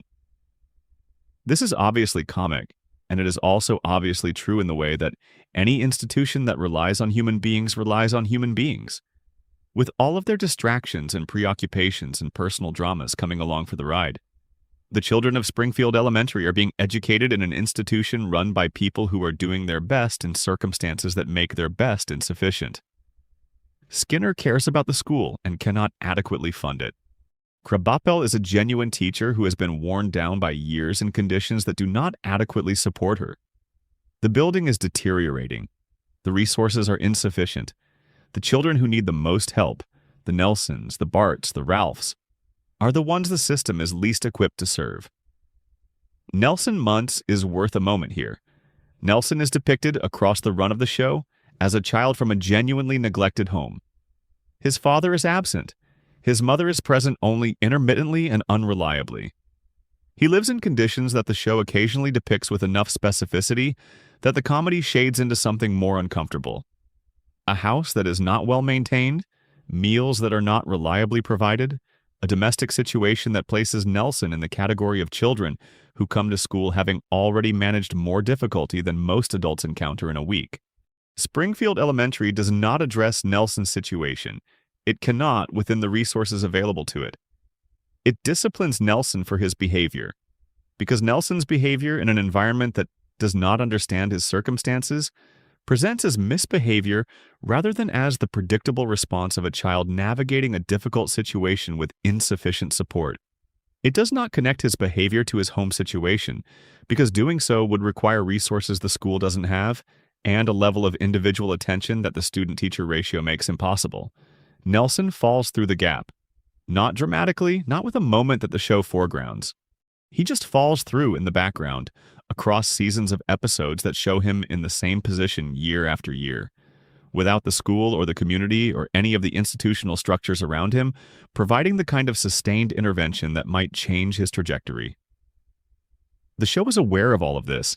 It does not pretend Nelson's situation is fine, but it processes Nelson's situation through comedy, because processing it through anything else would require the show to either fix it or to sit with it in a way that is not what the show is designed to do. So Nelson makes his signature laugh, and the school continues, and the gaps continue, and the children navigate them as best they can. Springfield Elementary is not a horror show. It is an ordinary, under-resourced American public school, depicted with enough accuracy and enough compassion that the ordinary failure of ordinary institutions to meet ordinary children's needs becomes, across 30 years of viewing, something worth naming. The architecture of failure is not spectacular. It does not announce itself. It is the gap between what children need and what the institution provides, repeated daily across years in a school that is doing what it can with what it has, and what it has is not enough. Section 8. The Lovejoy Conspiracy. Faith as a control mechanism. Reverend Timothy Lovejoy has been the spiritual leader of the First Church of Springfield for the entire run of the show. He delivers sermons, he counsels parishioners, he presides over weddings, funerals, and the occasional ecclesiastical crisis. He is, in the hierarchy of Springfield's civic institutions, one of the most prominent figures. The man to whom a significant portion of the town turns when it needs moral guidance. When life has produced a difficulty that cannot be resolved by the police or the courts or the school system. And he is, by any honest accounting of his episodes, a profoundly inadequate spiritual leader. This is not the show being anti-religious. The show is not anti-religious, and the distinction is important. It is capable of depicting faith with real tenderness. There are moments in The Simpsons where prayer or belief or the search for meaning are treated with enough seriousness that you can see the writers taking the subject seriously rather than dismissing it. The funeral for Maud Flanders is handled with more emotional restraint than the show usually applies to grief. The question of what Ned Flanders' faith means to him and what it costs him is engaged with genuine curiosity across dozens of episodes. The critique is not of faith. The critique is of Lovejoy. Lovejoy's defining characteristic as a minister is his disengagement. He has been doing this job for long enough that the job has become procedural rather than pastoral. He preaches, he performs the required services, he is present at the required events. But the thing that presumably motivates religious ministry, the desire to engage with people at the level of their actual lives, to be present in their difficulty, to help them navigate the relationship between their experience and their beliefs, that thing has long since departed. What remains is the form, conducted with mechanical proficiency. There is an episode, In Marge We Trust, that makes this explicit. Marge begins volunteering as a lay counselor at the church because she is better at it than Lovejoy. She is more engaged, more responsive, more genuinely helpful to the people who call the church in distress. The episode handles this delicately enough that it does not entirely flatten Lovejoy. He eventually finds a renewed sense of purpose through the episode's events. But the premise requires you to accept that a homemaker with no theological training has been, for the duration of her involvement, more effective as a minister than the actual minister. Why is Lovejoy like this? The show offers a partial explanation across various episodes. He was once more engaged, more earnest, more committed to the pastoral dimensions of his calling.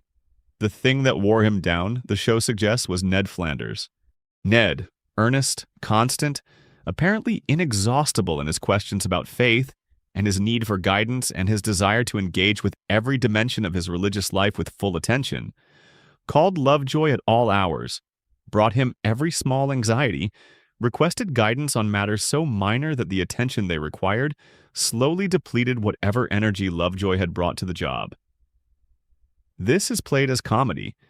The idea that one enthusiastic parishioner could hollow out a minister's commitment to ministry is inherently funny, particularly when that parishioner is Ned Flanders.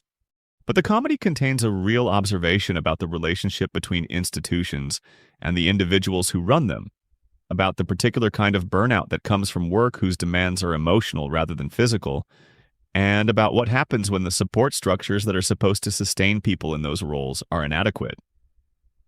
Lovejoy burned out. He did not leave. He stayed in his role and continued performing it, while the energy for performance had been replaced by habit. This is not unusual. It is probably the most common form of institutional failure.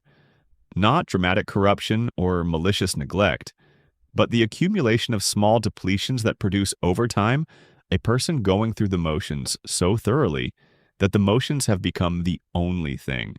The congregation of the First Church of Springfield receives the spiritual leadership of a man who is going through the motions. This means they receive sermons that are technically sermons, but that have the specific quality of text produced by someone who has given up on the relationship between text and effect. It means that the counseling Lovejoy offers, when he offers it, when he cannot offload it to Marge or to the general category of, "Have you tried not sinning?" is the counseling of someone who is not actually listening to what you are saying. And yet the congregation stays. The church remains full. People continue to bring Lovejoy their problems. This is worth thinking about. Why does the congregation stay? The answer, I think, is partly habit, and partly the absence of alternatives, and partly something more interesting.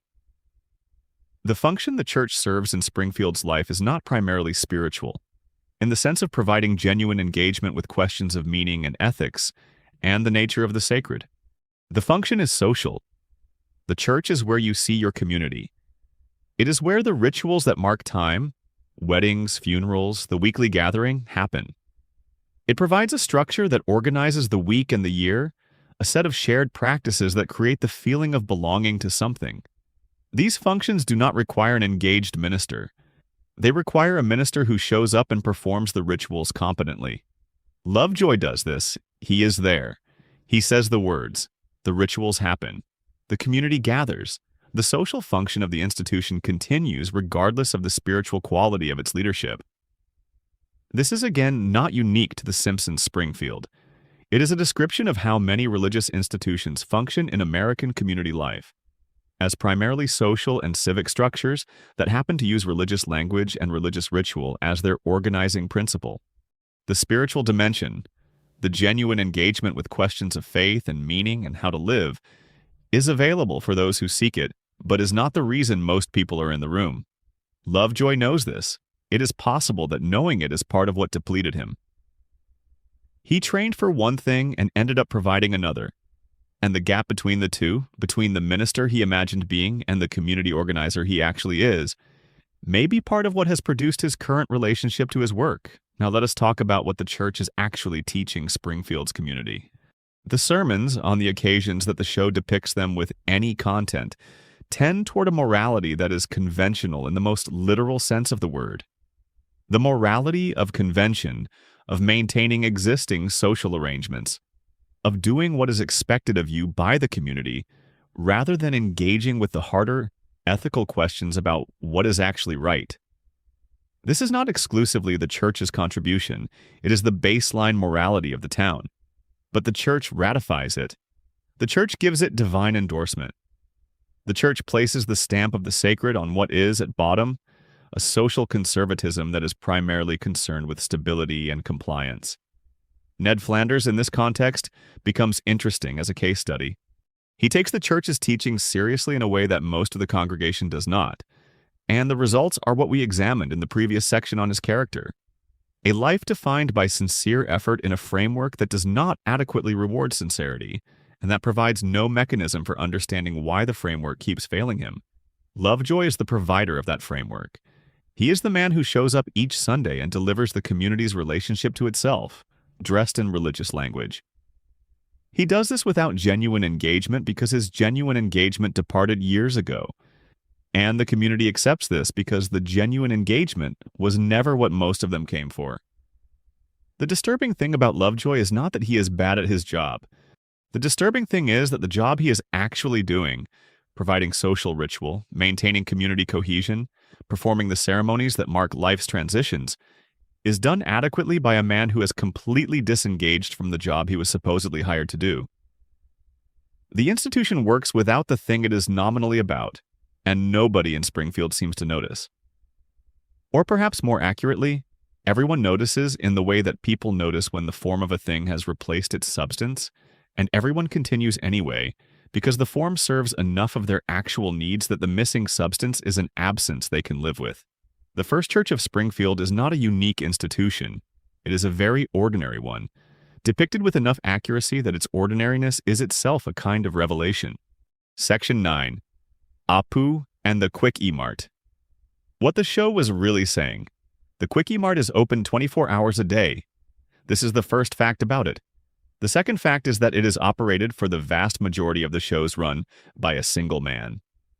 Apu Nahasa Pima Pedilon, a first-generation Indian immigrant who holds a doctoral degree in computer science from the Calcutta Institute of Technology, and who has been working at the Quick E-Mart, initially as an employee, eventually as its owner, for decades. These two facts are related in a way that the show takes a while to make explicit. Apu works at the Quick E-Mart because when he arrived in the United States to pursue his education, he took a job there to fund his studies. Then his visa situation became complicated. Then the job turned into the thing that held him in Springfield when his original plan had been to return to India after completing his degree. Then the years accumulated, and the degree that was supposed to be temporary credentials for a different life became the background fact of a life organized around the Quick E-Mart, around the neighborhood it served, around the community he had not originally planned to stay in but had stayed in long enough that leaving felt abstract. The show plays much of this as comedy. Apu is depicted with a range of character traits that include warmth, generosity, a genuine love for the community he serves, and a relationship to his work that includes real pride in the quality of what he provides. He knows his customers. He knows their habits. He is, in the way that neighborhood store owners often are, a figure who provides a specific kind of community continuity, Who is there when other institutions are closed? Who remembers what people buy? Who is a familiar face in the way that requires years of presence to become? He is also, the show acknowledges across various episodes, someone whose current life is not the life he planned. The doctorate is a fact he does not hide, but that exists in ironic tension with his job. He is overqualified for what he does by a measure that most people's careers don't approach. He has applied his considerable intelligence to optimizing a convenience store, which is a genuine achievement, but not the one his education was supposed to prepare him for. The episode that deals most directly with this is Much Apu About Nothing, from the 7th season, which uses a Springfield referendum on immigration as its central driver. The town, stoked by political anxiety about immigration costs, is pushing to deport undocumented immigrants. Apu, it is revealed, has been living in the United States on an overstayed visa for over 2 decades. He faces deportation. The episode is interesting for several reasons. It handles the political dimension of immigration debate with more balance than a lazy reading of it might suggest. It shows both the legitimate economic anxieties that get channeled into immigration policy and the human cost of enforcement that treats long-established community members as categorically outside the protection of law. It gives Apu a genuine emotional arc. It involves Homer helping Apu prepare for citizenship, which creates comedy but also creates a kind of mutual teaching, with Homer learning things about American history and civic values through the process of helping Apu pass the test. And it ends with Apu becoming a citizen. It ends with the good outcome, the positive resolution. This is the show choosing to give Apu something, to let the legal situation resolve in a way that allows him to stay and to have his presence formally recognized. But the episode's resolution does not undo what came before it. Apu has been in this country, in this community, for over 20 years without legal status. He has built something, a business, relationships, a reputation, a presence, in the margin between the country's stated values about immigration and its actual enforcement practices. He has existed in the gap. He has been, for decades, a full participant in the life of Springfield while being simultaneously excluded from the formal recognition that would make his participation legible to the state. This is not a fictional situation. It is a situation shared by millions of people in the United States, and the show's depiction of it, while comic in its specific incidents, is accurate in its general shape. The experience of building a life in a country that has not formally authorized your presence, of being known and valued in a community while being invisible to the state, of spending decades in the gap. The show depicts this with enough accuracy that the accuracy is part of what makes the comedy work. There is also the matter of Apu's marriage. In the two Mrs. Nahasapima Petalons, Apu is revealed to have an arranged marriage pending, a commitment made in India to parents who are now calling the debt due. The episode is played as comedy, with Apu trying to use Marge as a fake wife to satisfy his parents, and ultimately ending with Apu meeting his arranged bride, Manjula, and accepting the marriage. The marriage is depicted in subsequent episodes as genuinely good. Apu and Manjula develop real affection, real partnership, real mutual investment. They have 8 children. Octuplets, the result of fertility treatment, in a storyline played primarily for comedy and for the specific kind of chaos that 8 children simultaneously would create. The family is a family, but the path to it, the arranged marriage, the parental expectation, the way Apu's private life is subject to obligations that predate his American existence, is depicted with enough honesty that you can see the complexity it contains. Apu is a man who has built an American life while remaining embedded in a set of South Asian family obligations that operate on different logic, with different timelines, with different assumptions about individual choice and family duty. He navigates between these two systems, the American one that valorizes individual choice, the South Asian family one that operates through obligation and expectation, with the particular pragmatism of someone who has been navigating between systems for a long time. He navigates it mostly successfully. This is the show's choice, and it is a generous choice. To let Apu have a marriage that works, to let his family life be a source of warmth rather than a source of conflict. But the navigation itself, the fact that it is required, is something the show depicts with enough specificity that it registers as real. Now for the harder conversation. In 2017, a documentary called The Problem with Apu examined the character's cultural legacy and argued that his depiction, including the voice performance, which is an American actor doing an exaggerated Indian accent, contributed to a broader cultural pattern of stereotyping that had real effects on South Asian Americans who grew up being imitated and mocked in Apu's cadences. The documentary was thoughtful and specific. It talked to South Asian Americans about their actual experience. It located Apu within a broader history of how American entertainment had depicted South Asian characters. The show's response, a brief, somewhat defensive scene in which Lisa breaks the fourth wall and acknowledges that some things will be addressed later, or perhaps not at all, was widely judged to be inadequate, and the judgment was fair. What we can say from this distance is that Apu's legacy is genuinely complicated in a way that does not reduce to a single verdict. The character, written with real care by writers who were sometimes South Asian themselves, contains real specificity and real humanity. He has episodes that treat his cultural background and his immigration experience with more seriousness than most American television of his era applied to South Asian characters. He has a family life depicted with genuine warmth. He has a professional life depicted with genuine respect for competence and work ethic. And the voice is a caricature. And the laugh points at him in ways that other characters are not laughed at. And 30 years of that have meant something to the people who heard themselves in that caricature when their classmates deployed it against them. Both of these things are true. The show's good intentions and the cultural harm exist in the same space. This is not a comfortable place to sit, but it is an honest one. And the honest accounting of what the show was doing with Apu, including the good things and the harmful things, is more useful than either pure defense or pure condemnation. The Quickie Mart is still there. It is still open.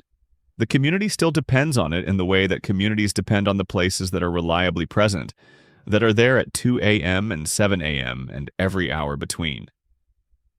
Apu built something real in Springfield.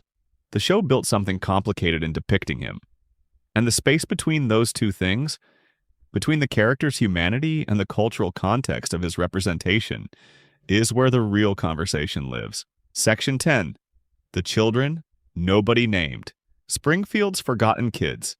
There is a child in the background of almost every Springfield elementary scene. You have seen this child hundreds of times. They sit in the third row or stand near the jungle gym or walk in the hallway between classes with the particular posture of someone who knows they are not the center of what is happening. They do not have names, or the names they have, if the show has assigned them, are the kind of names that appear in one episode and are not remembered by the next. They are the population of Springfield's children, the ones who exist behind Bart and Lisa and the handful of named supporting students, and they are there every episode doing what background children do. We are going to spend this section with them.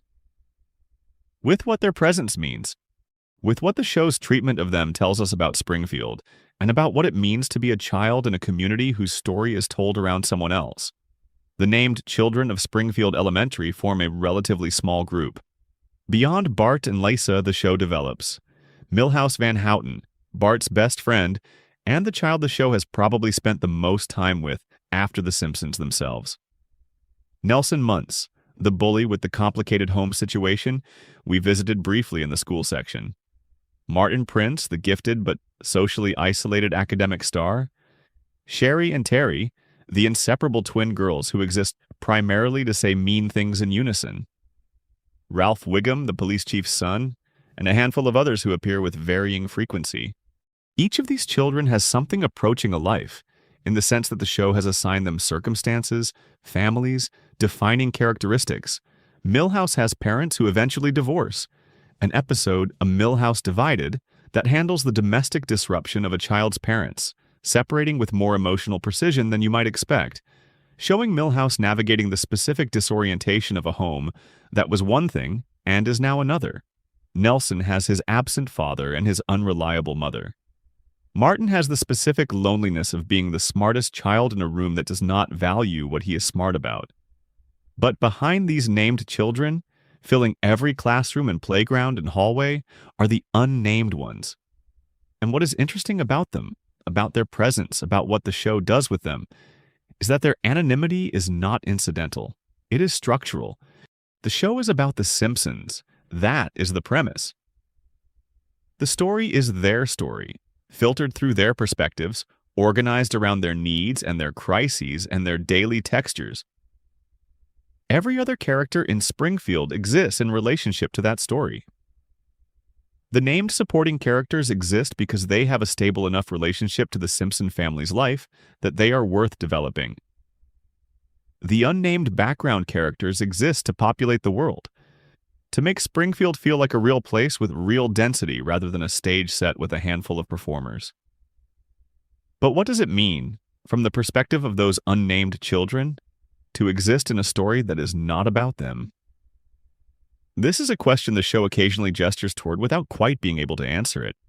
There are moments, usually in Lisa episodes because Lisa is the character most likely to notice the children on the periphery, where the camera rests briefly on a child we don't know, doing something ordinary, and there is a texture of unattended life in that moment.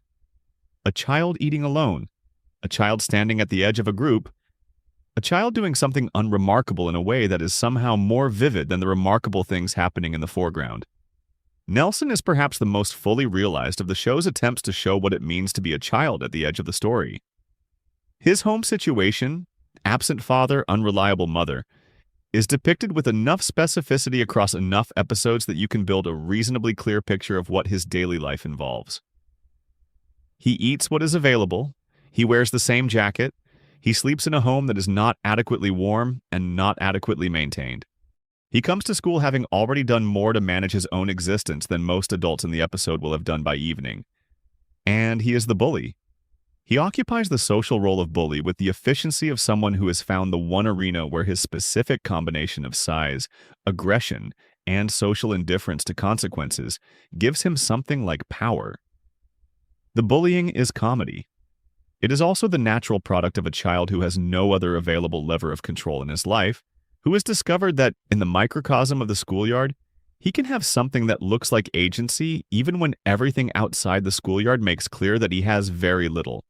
The show knows this. It knows it in the way that the show often knows things. Without stating it, by depicting the circumstances and trusting the audience to connect them. Nelson's father has been in multiple episodes across the show's run, each time revealed to have been somewhere implausible, at a circus hiding behind a fence, perpetually not present in ways that the comedy keeps extending. The joke is the father's specific variety of negligence. Spectacular, committed, almost artful in its creativity. But the joke requires you to hold Nelson's actual situation, a child without a consistent male parent, and find the comedy in the absurdity of that absence. There is something uncomfortable in this that the show handles by keeping it primarily in Nelson's periphery. When Nelson is the focus, in episodes like Sleeping with the Enemy, where Lisa befriends him and discovers the extent of his home situation, the comedy recedes and something else is allowed to be present. In that episode, Marge begins feeding Nelson, who comes to the Simpson household regularly for meals he is not getting at home. The episode is warm. It shows the Simpson family extending itself toward a child who needs it. It also shows, without fanfare, that the child next door has been hungry. The unnamed children, the background population of Springfield Elementary, are all carrying something. The show cannot show us what... There are not enough episodes, not enough narrative space, not enough time to develop what life looks like for each of the dozens of children who fill the classroom scenes. But their presence implies it. A school in a community like Springfield's, financially constrained, ecologically compromised, governed by institutions that are at best adequately functional, is full of children for whom the background of their lives contains difficulties that the foreground of the story doesn't have room to address. There is a specific child who appears in various episodes whose defining characteristic is visible malnutrition. A gaunt, hollow-eyed presence in Springfield Elementary's classroom, who is clearly not receiving adequate nutrition. This is played as background detail rather than storyline. The show includes him in classroom shots and does not address what his presence means, perhaps because addressing it would require the episode to stop being what it is and become something else. But he is there. Season after season, episode after episode, in the background of scenes that are about other things. The children nobody named are the children the story cannot carry. They are the evidence that the story being told, the Simpsons story, warm and funny and endlessly resilient, is not the only story in Springfield. They are the remainder, the children left when the narrative resources have been allocated, and the named characters have received their episodes and their arcs and their moments. They go home each afternoon to households the show will never visit. They eat whatever is available. They sleep in rooms we will never see. They carry whatever they are carrying, whatever the specific weight of their specific circumstances amounts to. Without the comic resilience that the show gives its main characters, without the cartoon physics that lets Homer fall off a cliff and survive, without the narrative protection that the story extends to the people it has decided to care about. They are there every week. You have seen them hundreds of times. You have not learned their names. This is not an accident of storytelling economy. It is, in its way, the show's most honest admission about the limits of its own perspective. It can tell the story of The Simpsons. It cannot tell the story of everyone in Springfield who is not The Simpsons. The unnamed children are the space where the show's honesty about its own limits becomes most visible. A whole classroom of lives present in every frame that the narrative will never reach. Springfield has a lot of children. The story only has room for a few of them. Section 11. Marge's Breakdown. The smile that covered everything we should talk about Marge. We have been talking about Springfield for a long time tonight. Its institutions, its criminals, its teachers and ministers and forgotten children. And Marge has been in the background of most of it, in the way that she is in the background of most of what happens in the show. She is the person who makes the Simpsons household function. She is the person who compensates for Homer's failures, manages Bart's chaos, sustains Lisa's development, keeps Maggie from falling off things. She is, by the logic of the show's world, the load-bearing wall of the family structure. Everything leans on her. The show knows this. It is not naive about the labor Marge does. It depicts her work with a specificity that distinguishes between what she chooses to do and what has simply accumulated around her as the natural result of being Marge Simpson in the Simpson household. She cooks, she cleans, she worries, she mediates, she maintains. She is the person who remembers what everyone needs, who tracks the logistics of daily life, who bridges the gap between Homer's aspirations and reality, between Bart's impulses and their consequences, between Lisa's idealism and the world as it is. This is an enormous amount of work. The show does not pretend it is not. What it does instead is process that work through comedy at a rate that makes it difficult to hold still long enough to feel its full weight. Each episode offers a crisis. Marge responds to it. The crisis resolves. The episode ends. Next episode. The accumulation across 35 seasons is something that only becomes visible when you step back from individual episodes and look at the pattern. The pattern is, Marge is holding a very heavy thing for a very long time without adequate support. Let us look at the episodes where the holding becomes visible. Fear of flying, from the 6th season, it begins with Marge discovering that she has a phobia of flying. This is the surface premise. The episode uses it to take Marge to therapy, where a therapist, played warmly, with the show's characteristic willingness to take therapy more seriously than most network comedies of the period, begins working with her. In the process, it is revealed that Marge's phobia has a root in a childhood experience related to her father. What the episode is really about, though, underneath the phobia and the childhood memory, is Marge's relationship to her own inner life. She does not, as a rule, attend to it. She is too busy attending to everyone else's.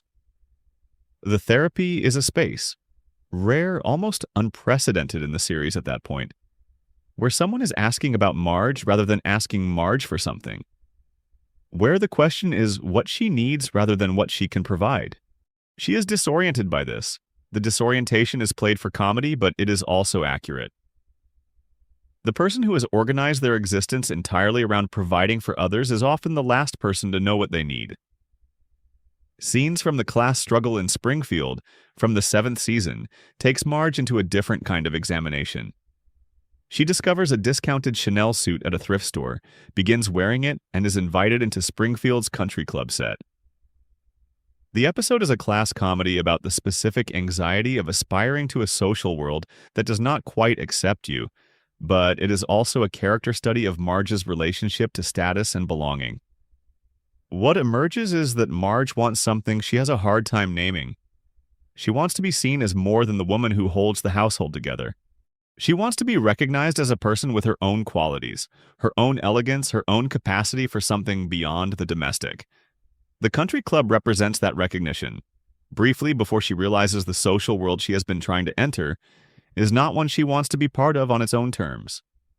The episode ends with Marge giving up the pursuit of the country club and returning to the domestic, to the family, to the home, to the work.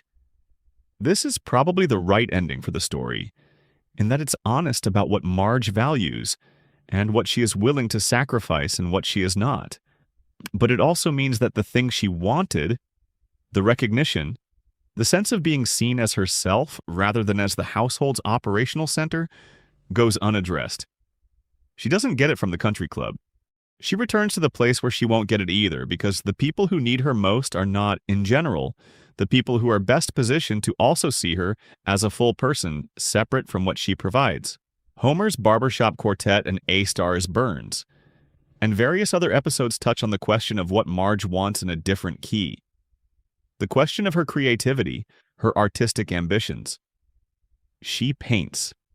She has genuine talent, the show suggests, though the show also subjects this talent to the comedy of a community that does not quite know what to do with it. Her painting of Burns in one episode captures something in him that he finds uncomfortable and does not want acknowledged. Her painting of Ringo Starr, in another, eventually reaches him and produces a kind response that arrives years after the original gesture. Marge makes things. She makes them in the margins of her life, in the time that is left after the household's needs have been met. This is a description of creative practice under constraint that is familiar to many people. The novelist who writes at 5 a.m. before the household wakes, the painter who works in the studio on Saturday mornings, the person who has organized their existence around necessary labor and finds the art in whatever space remains. It is a legitimate and even admirable way to make things, but it is also a description of a truncated practice, of a talent that has been given the minimum available space rather than the space it might have had under different circumstances. The episode that goes furthest into Marge's inner life is probably Marge versus the monorail, and the claim is counterintuitive because that episode is primarily about the monorail. But in it, Marge is the character who does not believe in the project, who does the research, who tries to warn the town, who sees through the con while everyone around her is seduced. She is the skeptic. She is the person who is looking at the situation clearly when everyone else's judgment has been compromised. And she is ignored. She raises concerns. The concerns are dismissed. The monorail is built. The disaster nearly happens. At the last moment, the disaster is averted by Homer, who finds a solution in the moment. And the town moves on without quite acknowledging that Marge was right. This is a pattern in Marge's episodes. She is right, and she is overridden, and the rightness is confirmed, and the overriding is not revisited. The structure of the show produces a world in which Marge's judgment is correct, and her family and community proceed without adequately incorporating that judgment, and then the situation resolves in a way that does not change the underlying dynamic. Next episode, same dynamic. Her alcoholism episode. Fear of Flying touches on this too, but the more direct treatment comes in Marge in Chains. Depicts her stealing a bottle of bourbon from the Quickie Mart. This is a shock, because Marge is not a character the show has depicted as vulnerable in this direction. It is also, when the episode examines it, the product of exhaustion, of a woman who has been managing a household through a flu epidemic, taking care of everyone, running on empty, and who makes a bad decision in a depleted moment.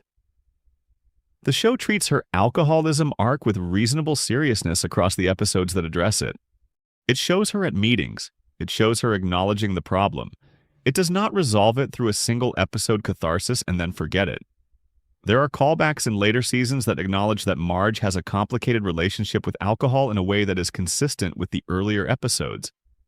But even this, like the alcoholism, the fragility it reveals, exists within the frame of Marge as caretaker. Her drinking is partly a response to the demands of care. Her recovery is partly about returning to the capacity to care effectively.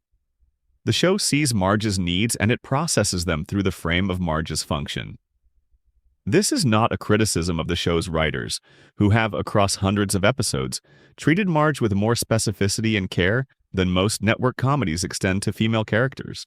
It is a description of the structural reality of a story about a family that has organized itself around a particular logic, that Marge is the center that holds, and that cannot fully step outside that logic without becoming a different story. The smile covers everything: the cooking, the cleaning, the worrying, the compensating, the mediating, the maintaining. Under the smile is a woman with enormous capability and real creativity and genuine desires in a life that has been allocated primarily to other people's flourishing. She does this without complaint, and the show mostly does not ask her to complain. Because if she complains, the structure of the family is revealed as depending on her non-complaint in a way that would be difficult for the comedy to absorb. So she smiles, and the couch gag plays, and the episode begins, and Marge is there, in the kitchen or the living room, or the school meeting or the hospital waiting room, holding the thing that needs to be held. She has been holding it for 35 years. And she does not look tired because the show will not let her look tired, because if she looks tired, the whole architecture of The Simpsons, the house, the family, the world, starts to show what it is actually resting on. It is resting on Marge. It has always been resting on Marge. And the show knows this. It has always known this. And the smile it gives her is partly characterization, and partly the face the show has decided she must wear to keep being the story it needs her to be. Section 12. Springfield Cemetery. What the headstones tell us. We end as things in Springfield tend to end, in a place that the town does not like to talk about. The cemetery sits at the edge of Springfield, or somewhere near the edge, geography being the flexible thing it is in this town. And it is visible in enough episodes, referenced in enough storylines, used as a setting with enough frequency, that it has accumulated a real presence in the show's world. It is not a horror element. It is not treated in most episodes as a place of dread. It is simply there, doing what cemeteries do, holding the record of the people who have passed through Springfield and come to rest. What that record shows is interesting. Let us begin with what we know about Springfield's dead. The most prominent cemetery episode by most measures is Mother Simpson, which we touched on earlier. The episode where Homer finds his mother alive, which requires him to first locate her grave and discover that it is not her grave at all, but the grave of Walt Whitman. The show uses this as comedy. Homer discovering that the grave he has mourned over is the final resting place of a 19th century poet he does not recognize. But it is doing something else, too. It is showing us a cemetery that contains at least one headstone that is not what it claims to be. A grave that tells the wrong story. A marker placed to maintain a fiction rather than to honor a fact. This is, in a very small compass, what the cemetery in Springfield is. A record, but a record that can be falsified, that has been falsified, that exists not as pure truth but as the community's relationship to what it wants to believe about itself and its dead. The dead of Springfield, as the show depicts them across various episodes, include characters who have died in accidents that were the direct or indirect result of the power plant's safety failures. Characters who have died in situations that the show's comic logic required to end in death rather than recovery, and who therefore passed from the story without the kind of narrative weight that deaths in drama receive. Characters whose deaths are revealed retroactively, through flashbacks, through the uncovering of old records, through the kind of archaeological excavation of the past that various episodes perform, to have been more complicated than they first appeared. There is Maud Flanders, whose death is the most fully processed of Springfield's losses. She is killed by a t-shirt cannon at a racing event. A death so absurd in its mechanics that it could only happen in Springfield, and so irreversible in its consequences that the show is forced for one of the few times in its run to actually live with loss rather than reset past it. Ned's grief is depicted across multiple episodes. The children's adjustment to a household without their mother is handled with a care that the show does not usually apply to domestic difficulty. Maud's death is the most extended study in how Springfield processes the permanent end of a life, and what that processing reveals is instructive. What it reveals is people grieve, and then they continue. The community is present, and there are casseroles, there are support structures, there is the particular warmth that small communities sometimes produce in the immediate aftermath of loss. And then the community returns to its own concerns because it must, because life continues, and Ned is left to navigate his grief in the space between the community's initial response and the longer project of rebuilding a life around an absence.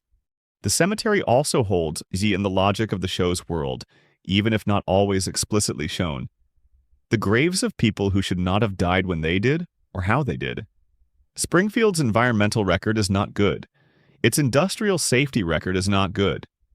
The town has been exposed to contamination, to radiation, to the specific cluster of harms that come from living in proximity to a nuclear power plant operated without adequate safety oversight.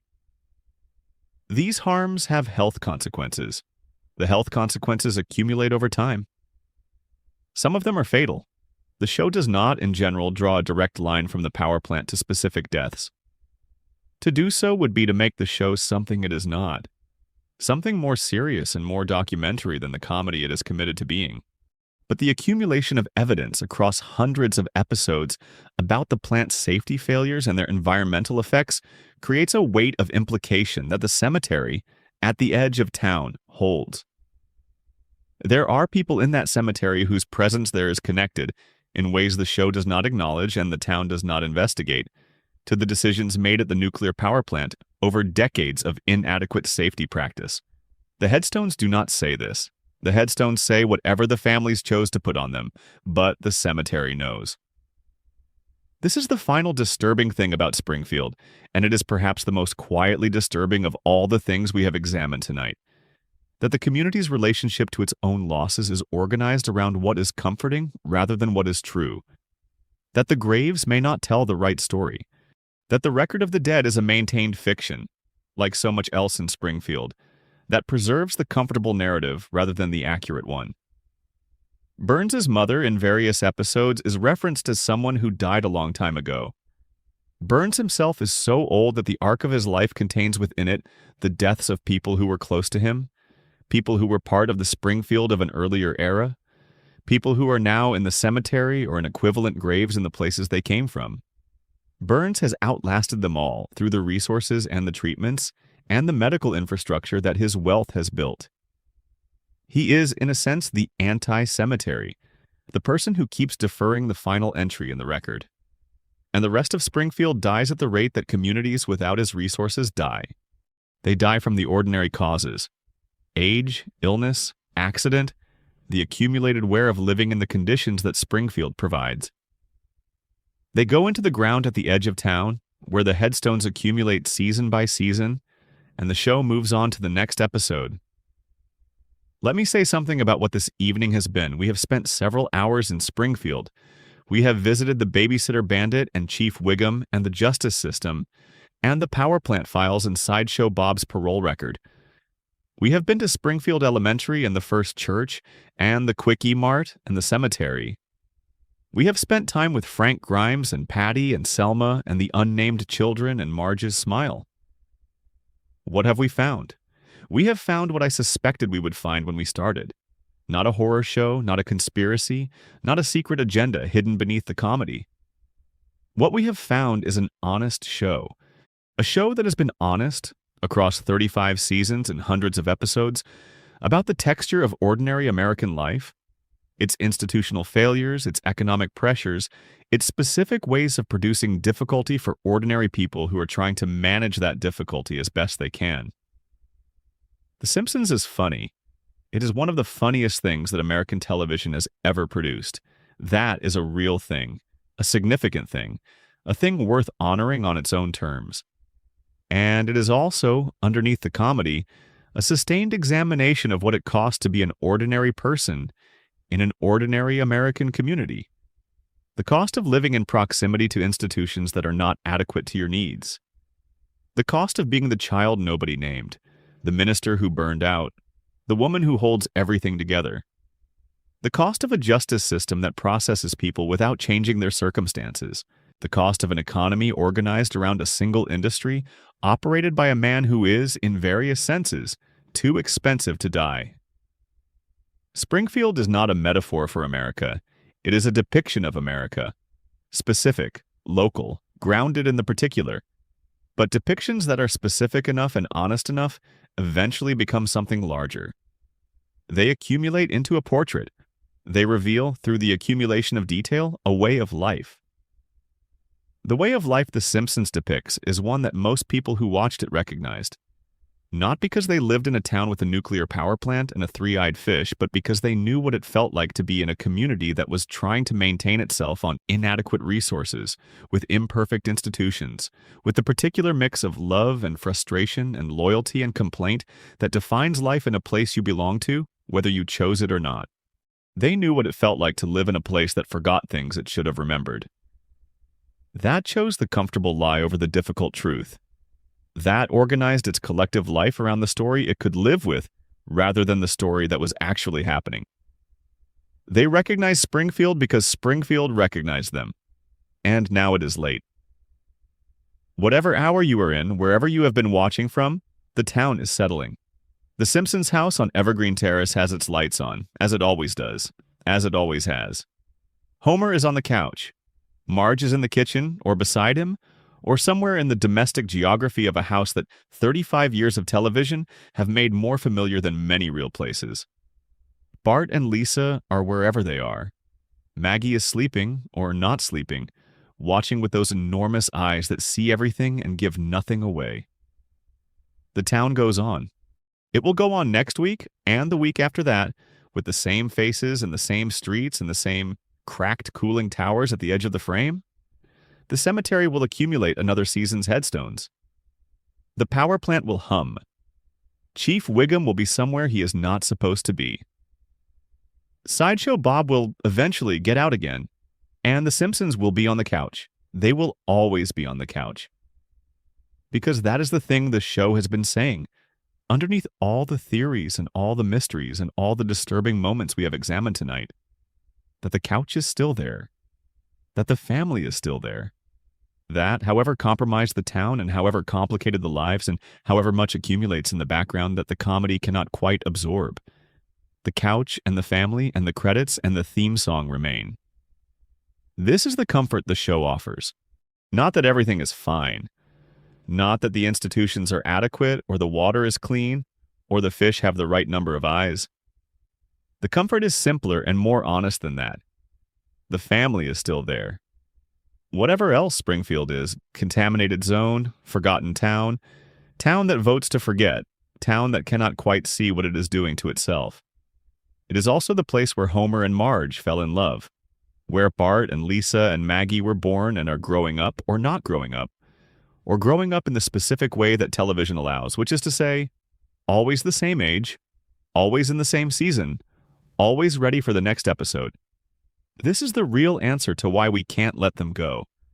Not because we haven't solved the mysteries, not because the disturbing moments haven't registered, but because the family at its core is something that the show has made real in the way that only things that are genuinely loved become real.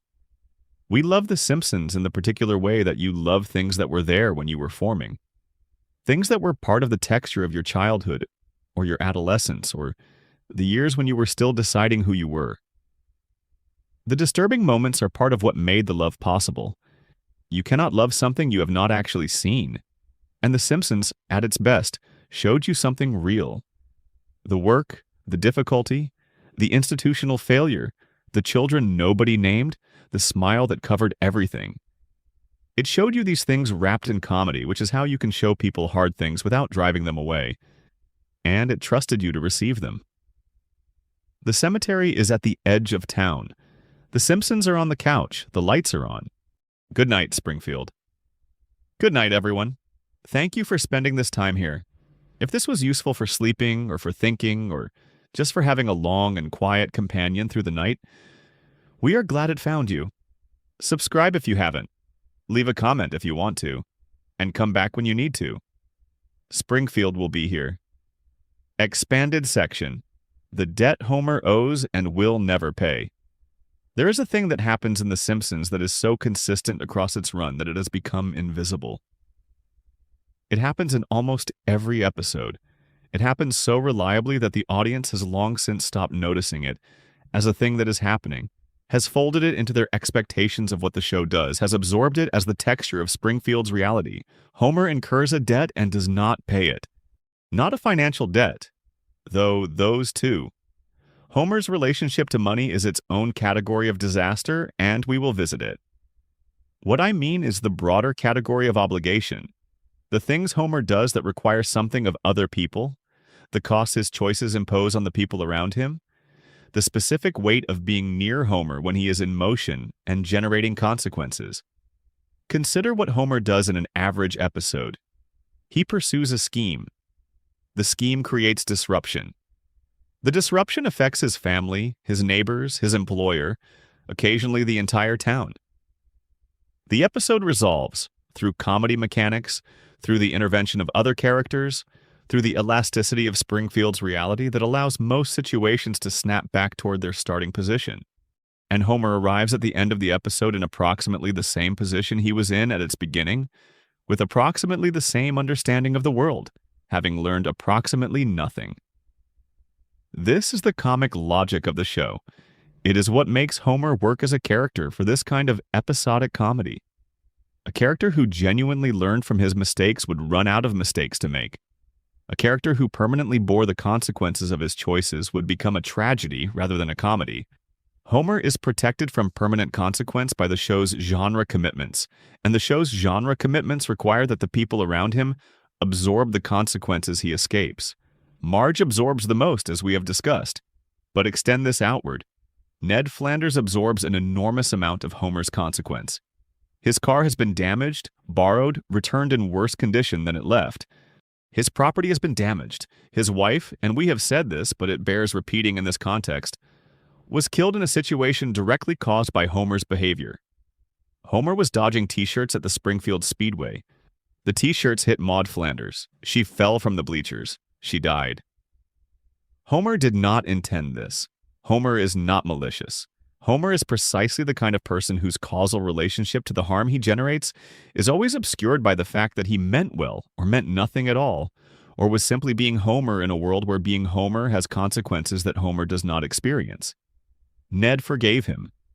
Ned forgives everything, for the reasons we examined in the section on Ned, because Ned's forgiveness is not a character trait so much as a psychological structure installed by years of behavioral conditioning.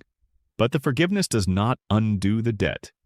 It simply means the debt goes uncollected. It accumulates on Homer's ledger without Homer knowing there is a ledger, without Homer having any mechanism for even becoming aware of what he owes. This is the specific tragedy of Homer's innocence. He is not a bad man. He is not calculating. He does not intend to extract value from the people around him without reciprocating it. He simply lacks the apparatus for recognizing the extraction when it happens. His awareness does not extend far enough beyond his own immediate experience to register what his experience costs other people. The show diagnoses this with some precision in Homer's enemy, which we have discussed at length. But the diagnosis does not change the underlying condition. Frank Grimes sees it clearly and is destroyed by seeing it. Everyone else around Homer has accommodated to it, has found a way to be near Homer that involves not looking directly at the cost accounting. Let us look at the specific debts. Barney Gumble is perhaps the character whose trajectory the show depicts most honestly, and most sadly, as being shaped by his proximity to Homer. Barney and Homer were childhood friends. They went to high school together. In Homer versus Patty and Selma, a brief flashback establishes that Barney was a high-achieving student before Homer introduced him to beer the night before the SATs, contributing to a trajectory that ended with Barney as Springfield's most committed alcoholic. A man who lives largely at Moe's, who sleeps in alleys, who has become the community's designated failure in a way that insulates everyone else from examining their own relationships to failure. The episode establishes this as a joke about Homer's unintentional destructiveness. It is a joke. It is also a description of how a single night's influence can reframe the entire trajectory of a life. Barney was on one path. Homer redirected him onto another. The other path leads to Moe's Tavern and the dumpsters behind it. Homer does not know this, or does not process it as significant, or processes it as the kind of thing that happened a long time ago and cannot be changed, and therefore does not require further examination. He and Barney remain friends. The friendship is real. Homer's affection for Barney is genuine, in the way Homer's affections generally are, which is to say warm and sincere and not accompanied by any useful awareness of what the affection costs or what it has historically cost. There are episodes that address Barney's alcoholism directly.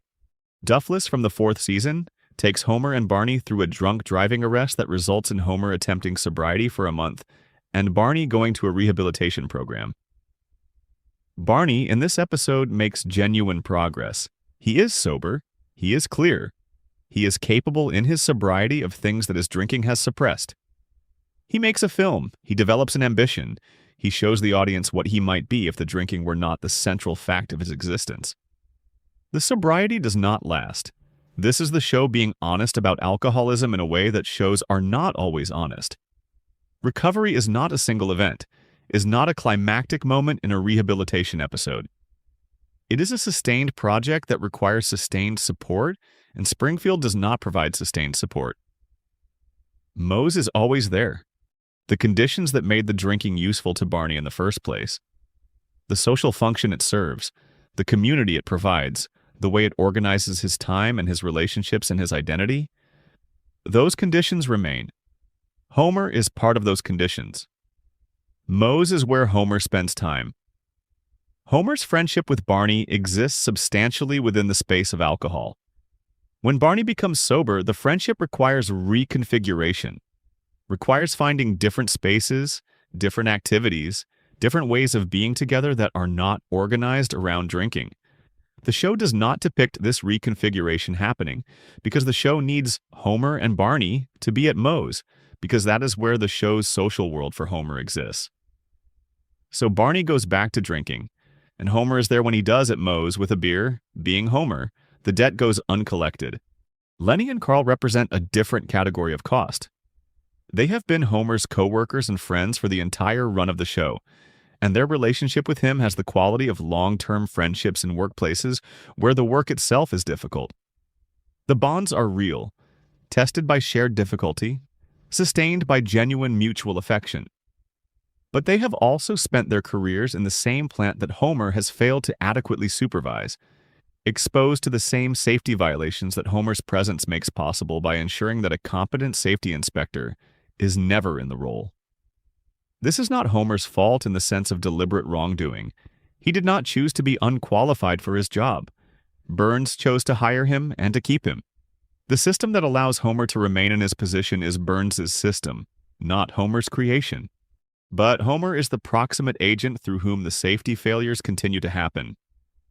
Lenny's glass eye has been replaced enough times to have become a running gag. The glass eye replacements are not unrelated to the working environment. The debt accumulates.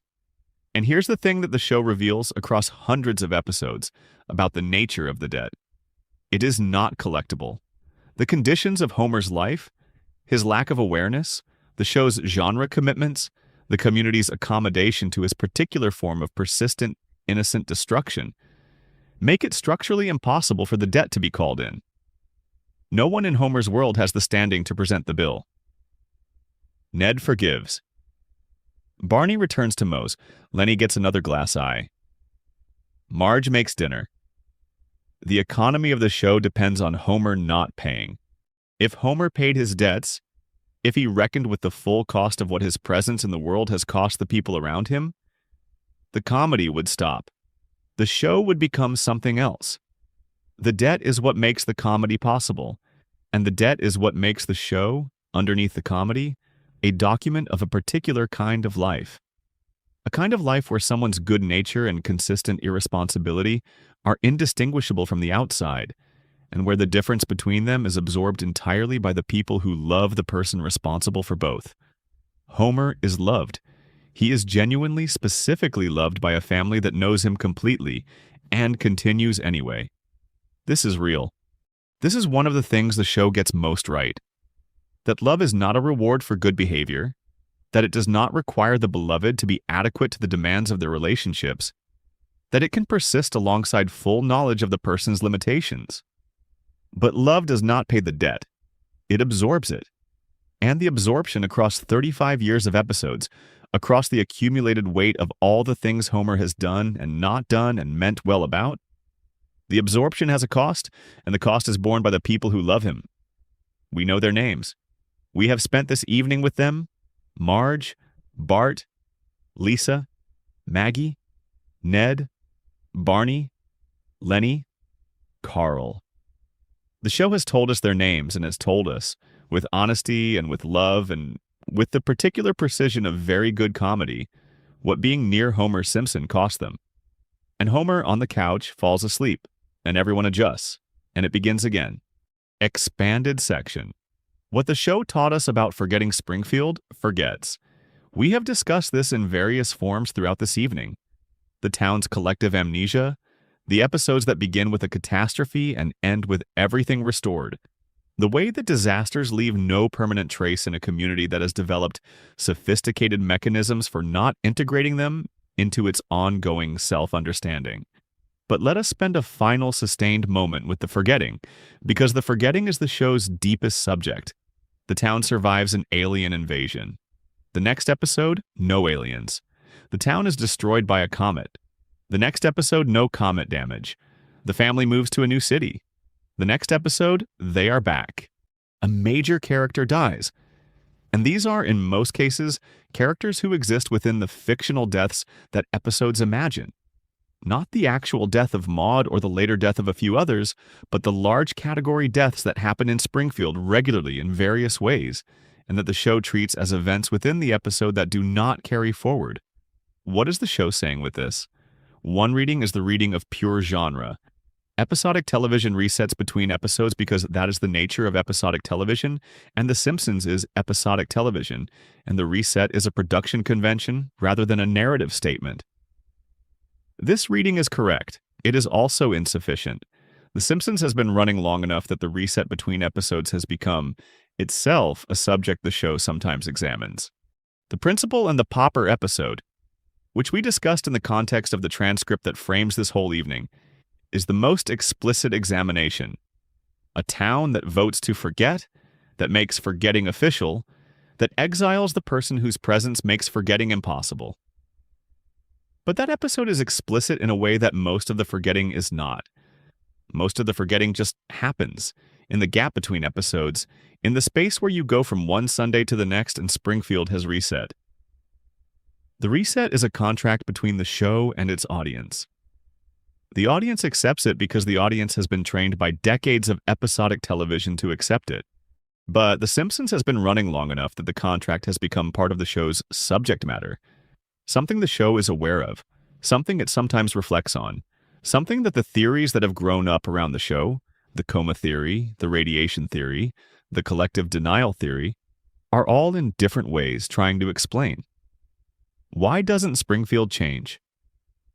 The coma theory says, because Homer is dreaming, and the dream cannot progress without Homer's waking consciousness to drive it forward. The radiation theory says, because the contamination has damaged the neurological capacity for learning and retention, the capacity that would allow both individuals and communities to integrate experience into ongoing change. The collective denial theory says, because the town has chosen not to change, has made that choice officially and repeatedly, has built the mechanisms of its own amnesia into its civic structure.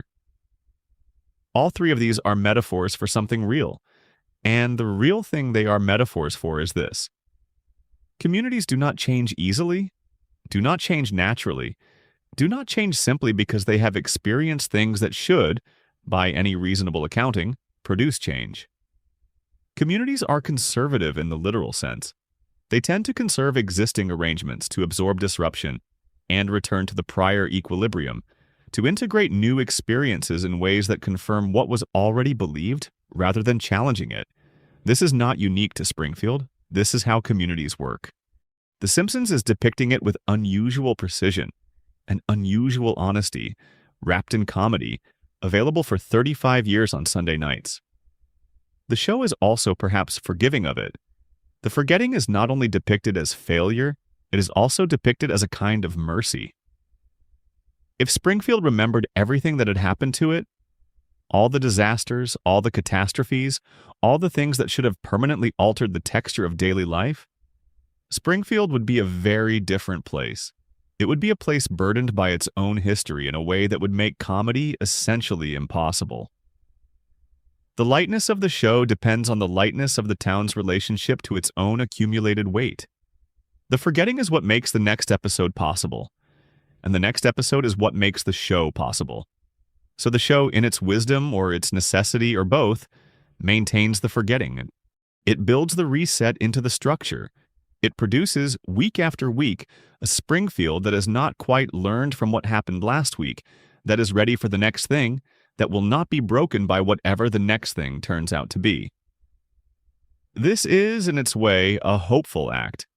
Not naively hopeful. The show is too honest for naive hope. But hopefully in the way that endurance is hopeful, the ongoing commitment to showing up, to existing, to being present on the couch at the start of the next episode without the weight of every prior episode pressing down. Homer is on the couch gag plays, Springfield forgets and Springfield continues, and the family on Evergreen Terrace, in the house with the yellow walls and the specific furniture is there. They are always there. Expanded. Section. The economics of Springfield. Who owns what and what it costs. We have spent a lot of time tonight talking about what Springfield's economy produces in human terms. We have visited the power plant and the Quickie Mart and Springfield Elementary's underfunding and the specific financial pressures that lead ordinary people to bad decisions. But we have not spent time with the underlying structure, with who owns Springfield, who profits from it, who sets the terms. The answer, in most cases, is Charles Montgomery Burns. This is not a subtle point. The show makes it often in various registers across its run. Burns owns the power plant, which is Springfield's primary employer and its sole electricity provider. Burns owns, in various episodes, other Springfield enterprises. Real estate, businesses, political capital that converts into influence over the town's civic decisions. Burns is the single largest employer in a town that does not appear to have a diverse economic base. He is, in the language of political economy, a monopolist, the single dominant buyer in a labor market, whose dominance allows him to set wages and conditions below what would prevail in a competitive market. The consequences of monopsony for a community are specific and well documented. Workers have less bargaining power because their alternatives to employment with the dominant employer are limited. The employer can offer less without workers leaving, because leaving would require leaving the town, which has costs. Social costs, family costs, the costs of severing the connections that make a place a home, that workers are unwilling to bear. Wages stagnate. Working conditions deteriorate toward whatever the employer finds convenient. The employer's preferences shape the entire local economy, and the employer's preferences are, in Burns's case, organized around minimizing cost and maximizing profit in ways that do not account for the community's well-being. Homer's salary has been a recurring comedy element across the show's run, and the comedy is consistently organized around the gap between what Homer is paid and what his family actually needs. They manage, the show requires them to manage. But the management is tight. The house exists. The car exists. The food is provided. But the margin is small, and the small margin is consistent with what we know about Springfield's economy. A single employer town where the employer is not, by nature or habit or design, generous. The Flanders household next door represents an interesting contrast. Ned is prosperous in a way that Homer is not, which is partly character comedy and partly the show acknowledging that People who are more organized, more disciplined, more financially responsible than Homer can achieve more with the same or similar wages. But Ned's prosperity is also, in the broader economic picture, evidence that the economy produces enough for some people to live well, just not the people who most need it to. The small businesses of Springfield, Moe's Tavern, the Quickie Mart, the various shops and services that appear across the show's run, exist in the specific ecosystem of a company town, which is to say they exist in relationship to the wages paid by the company. When Burns suppresses wages, the small businesses feel it. When Burns threatens the town's economic stability, as he does repeatedly in various schemes and crises, the small businesses are the first to suffer. They have no cushion. They are operating on the margins of the margins. Moe's Tavern is perhaps the most vivid example. It is a terrible bar. Dirty, sparsely furnished, serving the kind of alcohol that people drink when the quality of the alcohol is not the point. The point is the gathering place, the community it provides, the specific warmth of a place where you are known and where your presence is expected, and where the bar serves as a third space, neither home nor work, that organizes the social lives of the men who inhabit it. Moe himself is a character defined by the precariousness of this enterprise. His bar is failing in most episodes in the specific way that bars in economically depressed communities fail, because the people who need bars the most have the least money to spend in them. He supplements the bar's income with various schemes. He attempts to expand, to rebrand, to find some arrangement that makes the math work. Nothing quite works. The bar persists because the bar must persist, because it is too central to the show's social world to be allowed to close permanently. But it persists at the edge of viability. Burns's relationship to this economy is not one of exploitation in the deliberate, calculating sense. Burns is not sitting in his office calculating how to maximize the suffering of Springfield's working class. He is doing something more ordinary and more dangerous. He is organizing his decisions around his own interests with a completeness that leaves no room for the interests of the community his decisions affect. He is not malicious. He is comprehensive. The result, across decades of these comprehensive, self-interested decisions, is a town organized around the needs of its wealthiest resident in a way that the town's other residents have internalized, as natural, as inevitable as simply the way things are. Homer works at the plant because the plant is the job that is there. Moe runs the bar because the bar is what he has. Apu staffs the Quickie Mart because the Quickie Mart is the business available to him.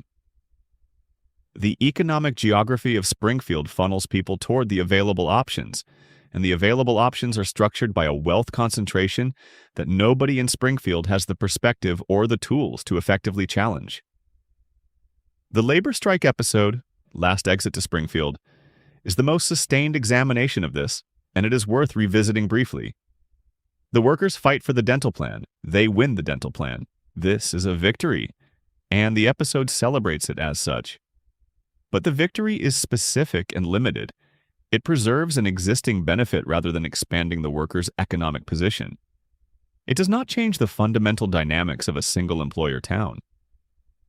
Burns loses this particular battle and continues to win the war. And the war is always the same war. The war is between the accumulated economic power of a man who has been building his position for over a century and the organized but ultimately limited power of workers in a town that has no other major employer. In that war, the workers can win specific battles. They won the dental plan. But the structural conditions that make the war necessary in the first place, the monopsony, the concentration of ownership, the absence of economic alternatives, those conditions remain after the celebration. Homer goes back to work the next day. Burns is in his office. Springfield pays its electricity bill. The economy continues. Expanded section. Bart Simpson and the education of a dismissed child. There is an argument, a serious one, not a comedy reading, that Bart Simpson is the most important character the show has ever produced. Not the most beloved. Homer is the most beloved in the sense that Homer is the show's emotional center, its comic engine, the character whose warmth and obliviousness and capacity for love drive the show's affective register. And not the most complex, Lisa is the most complex, carrying the most freight, serving the most functions, being asked to embody the show's intellectual and moral conscience, while also being a child who is 8 years old and needs friends. Bart is the most important in a different sense. He is the character whose existence in the world of the show is most directly about the question of what the world does to children who do not fit. Let us begin with what Bart is. He is 10 years old, male, inclined toward physical action over verbal processing, toward experience over instruction, toward the present moment over the future consequence. He has intelligence, and the show makes this clear repeatedly, but the intelligence expresses itself in ways that the school and the family and the community around him are not equipped to recognize as intelligence. He is creative in the modes of mischief. He designs elaborate pranks that require spatial reasoning, timing, understanding of other people's behavior patterns, anticipation of institutional responses. He is a natural leader in the peer community of Springfield Elementary, which means he has social intelligence, the ability to read a room, to motivate, to organize. He can do things that in different contexts would read as giftedness. In Springfield Elementary, he reads as a problem. This is not, as we discussed in the school section, a failure of individual teachers or administrators. Mrs. Krabappel is not a bad person. Principal Skinner is not a villain. The failure is structural, an educational system that is organized around a specific kind of intelligence, the verbal, sequential, compliant kind, and that simply does not have the categories to recognize Bart's kind. He falls through the assessment frameworks. He is labeled disruptive rather than differently abled. He is managed rather than developed, and the managing has consequences. By the time the show has run for a few seasons, Bart's relationship to school, to formal education, to institutional authority in general, has calcified into something that is very difficult to change. He does not believe the school is for him, because the school has made clear through years of cumulative small messages that it is not. He does not believe he can succeed in the school's terms because he has not succeeded, because the terms are wrong for him. He has organized his identity around his relationship to failure within the school's framework, and that identity is now load-bearing. This is what happens to children who are repeatedly failed by educational institutions. It is not unique to Bart. It is a pattern documented in the research on disengaged students, on students who present as behavior problems, on students who are eventually categorized as not college material, or not academically inclined in ways that become self-fulfilling. The child who is told, through enough repeated experience, that the educational enterprise is not for them, will eventually stop trying to make it for them. The energy that was once available for engagement gets redirected toward other things. Toward the street, toward social hierarchies, toward whatever offers the recognition and agency that school does not. Bart redirects it toward mischief, toward the peer community, toward a kind of local celebrity within Springfield that is not what the educational system would choose for him, but that meets his actual needs well enough to sustain him. He is known. He is recognized. His specific capabilities, the creativity, the leadership, the willingness to do things others won't do, are valued in his peer community in a way they are not valued in the classroom. The cost is long-term and invisible in the short term. The cost is what Bart will not be able to do at 25 because he did not learn it at 10 and 15 and 18.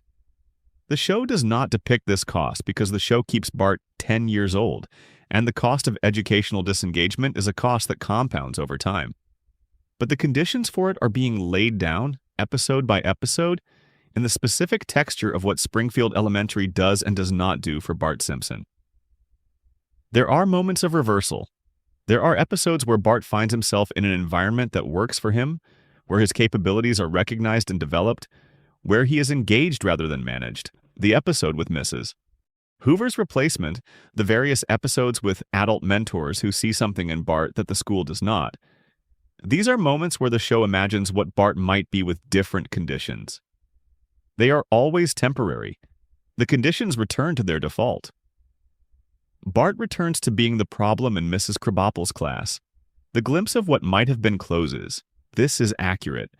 This is the show being accurate about how educational trajectories work, about the way that individual encounters, individual teachers, individual moments of recognition can produce genuine change in a child's relationship to learning, and about how those changes are not self-sustaining without the structural conditions that support them.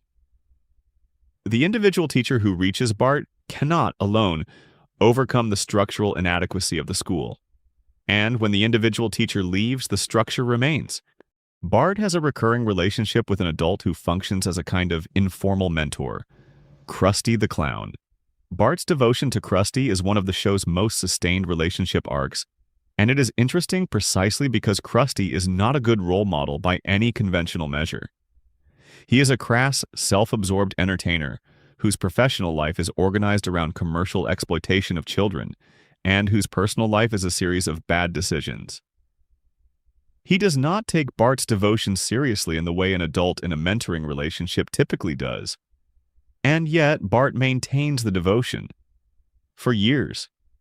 Because Krusty is, in some dimension that matters to Bart, a person who has organized his life entirely outside the institutional frameworks that have failed Bart. Krusty is not a school success. He is not organized, not disciplined, not compliant. He has built something, a career, an identity, a particular kind of local celebrity, through the specific capabilities he has rather than through the conventional path. He is proof in the world Bart inhabits that there are other ways. The proof is imperfect. Krusty is not thriving. He is surviving, often badly, often in the specific way of someone who has achieved a version of his dream and discovered that the dream does not solve the underlying problems. But he is there. And for Bart, who needs to believe that the conventional path is not the only path, Krusty's existence serves a purpose. This is the show being more thoughtful than it usually gets credit for. It is not depicting Bart's devotion to Krusty as naive or misguided.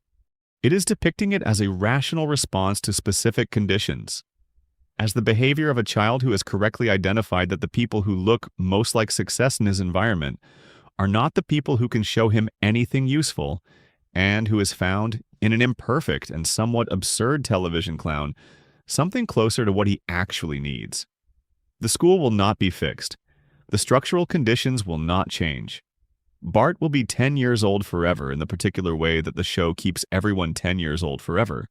But within the amber of that forever 10-year-old, the show has been honest about what 10 looks like when the institutions around you are not adequate to what you are. It looks like Bart. It always looks like Bart. Expanded section.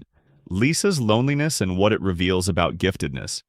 Lisa Simpson is 8 years old and she is the loneliest character in the show. This is a bold claim, given the competition. Ned Flanders is very lonely. Frank Grimes died alone in a fundamental way, the loneliness of a man whose correctness separated him from everyone. Hans Moleman is alone in the specific way of someone who exists in the background of other people's stories. But Lisa's loneliness is different in kind from any of these, and it is worth examining carefully because it is one of the things the show does best and most honestly. Lisa is gifted. This is presented as a fact within the show's world. She is tested at a level that the show occasionally quantifies. She reads above grade level. She plays the saxophone at a level of genuine musicianship. She engages with political and ethical questions with a sophistication that exceeds most of the adults around her. The show does not treat this as a performance or an affectation. Lisa is genuinely brilliant in the way that some children genuinely are. And the show depicts the experience of being that child with an accuracy that is sometimes difficult to watch. The experience of being significantly more intelligent than most of the people around you when you are 8 years old is primarily the experience of being alone. Not always alone. There are moments of connection, moments when Lisa finds someone who meets her, someone whose intelligence or creativity or emotional sophistication is calibrated to hers. These moments matter enormously to her, and the show depicts this mattering with full attention. The substitute teacher who loves literature, the jazz musician who recognizes her musicianship, the various temporary companions who appear in her episodes and provide, for the duration of the episode, the experience of being understood. They always leave. This is the pattern. The episodes that give Lisa companions always end with the companions gone. The substitute teacher is replaced, the jazz musician moves on, The friendship that seemed stable reveals itself as temporary. Lisa returns at the end of each episode to her position. Brilliant, 8 years old, surrounded by people who do not quite see what she is. This is an accurate depiction of what intellectual giftedness in a non-gifted environment feels like for the child experiencing it. The child who is reading 10 years ahead of her classmates does not experience this as an advantage in the way an adult might anticipate. She experiences it as isolation, as the specific loneliness of being in a room full of people who are having a conversation that doesn't reach her, who are interested in things that don't interest her, who find her interests strange or pretentious or incomprehensible. Springfield does not know what to do with Lisa. This is a community-level fact that the show depicts consistently. The school does not have resources for her. Her family loves her, but cannot fully share her interests. Her peer community at Springfield Elementary is oriented towards social concerns that do not particularly engage her. She is in the wrong place in some very deep sense, in the place that happened to be where she was born, which is the right place by accident and the wrong place by temperament and capability. The show gives her the saxophone. This is one of the most important things the show does for Lisa, and it is worth appreciating. The saxophone is the one area where Lisa's exceptional capability is legible to the people around her, where the evidence of her giftedness is in a form that others can hear, can appreciate, can respond to. The saxophone connects her to a tradition, to jazz, to African American musical history, to a community of musicians that exists outside Springfield, and that she can access through the music in a way she cannot access through her intellectual interests. Bleeding gums. Murphy is the saxophone player who serves as Lisa's musical mentor across several episodes, and his relationship with her is one of the show's most carefully drawn. He sees her musicianship. He takes it seriously. He teaches her in the specific way of musical mentorship, not instruction in technique, but invitation into a tradition, into a way of understanding the instrument and what it is for. His death in Season 6 is handled with genuine sadness, and Lisa's grief is handled with the full attention the show gives to grief when it chooses to give it. But the saxophone and bleeding gums, and the moments of connection they represent, exist in contrast to the ongoing background of Lisa's ordinary life, which is the ordinary life of a child who is too much for the environment she is in and who has no way out of that environment until she is old enough to leave. This is the thing about Lisa's loneliness that is hardest to sit with. It has no near-term solution. The structural conditions that produce it, her exceptional intelligence in a community that cannot accommodate it, her deep emotional and ethical engagement in a family and town that tend toward the immediate and the convenient, those conditions are not going to change. She will be 8 years old in Springfield indefinitely, and Springfield will be what it is indefinitely, and the gap between what Lisa needs and what Springfield provides will remain. The flash-forward episodes, the ones that show Lisa as an adult, as a successful professional and intellectual and political figure, are the show's promise that the story ends well, that the loneliness was temporary, that the gifted child becomes the fulfilled adult. These are generous episodes, and they are not dishonest. There are paths from where Lisa is to the places those episodes show her being, but they do not address the present. They do not make the 8-year-old in Springfield Elementary less lonely while she is there. They promise a future that is not available to the child who is currently in the room. Lisa does what gifted, lonely children often do. She invests heavily in the domain where she is capable, as a way of creating meaning in a context that doesn't provide it otherwise. She practices the saxophone obsessively. She reads. She advocates for causes that matter to her with the energy that social connection would otherwise absorb. She makes herself useful to whatever is in front of her, because being useful is a form of connection available when other forms are not. And she is often very sad. The show does not pretend she is not. It shows the sadness in her face, in the specific quality of her solitude in scenes where the rest of the family is engaged in something that doesn't include her. It does not resolve the sadness with comedy more often than it resolves it with genuine connection, because genuine connection is rarer for Lisa than comedy would suggest.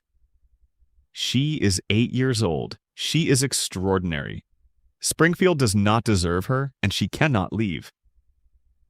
This is the specific tragedy of Lisa Simpson, and the show has been honest about it for 35 years, which is itself a remarkable thing.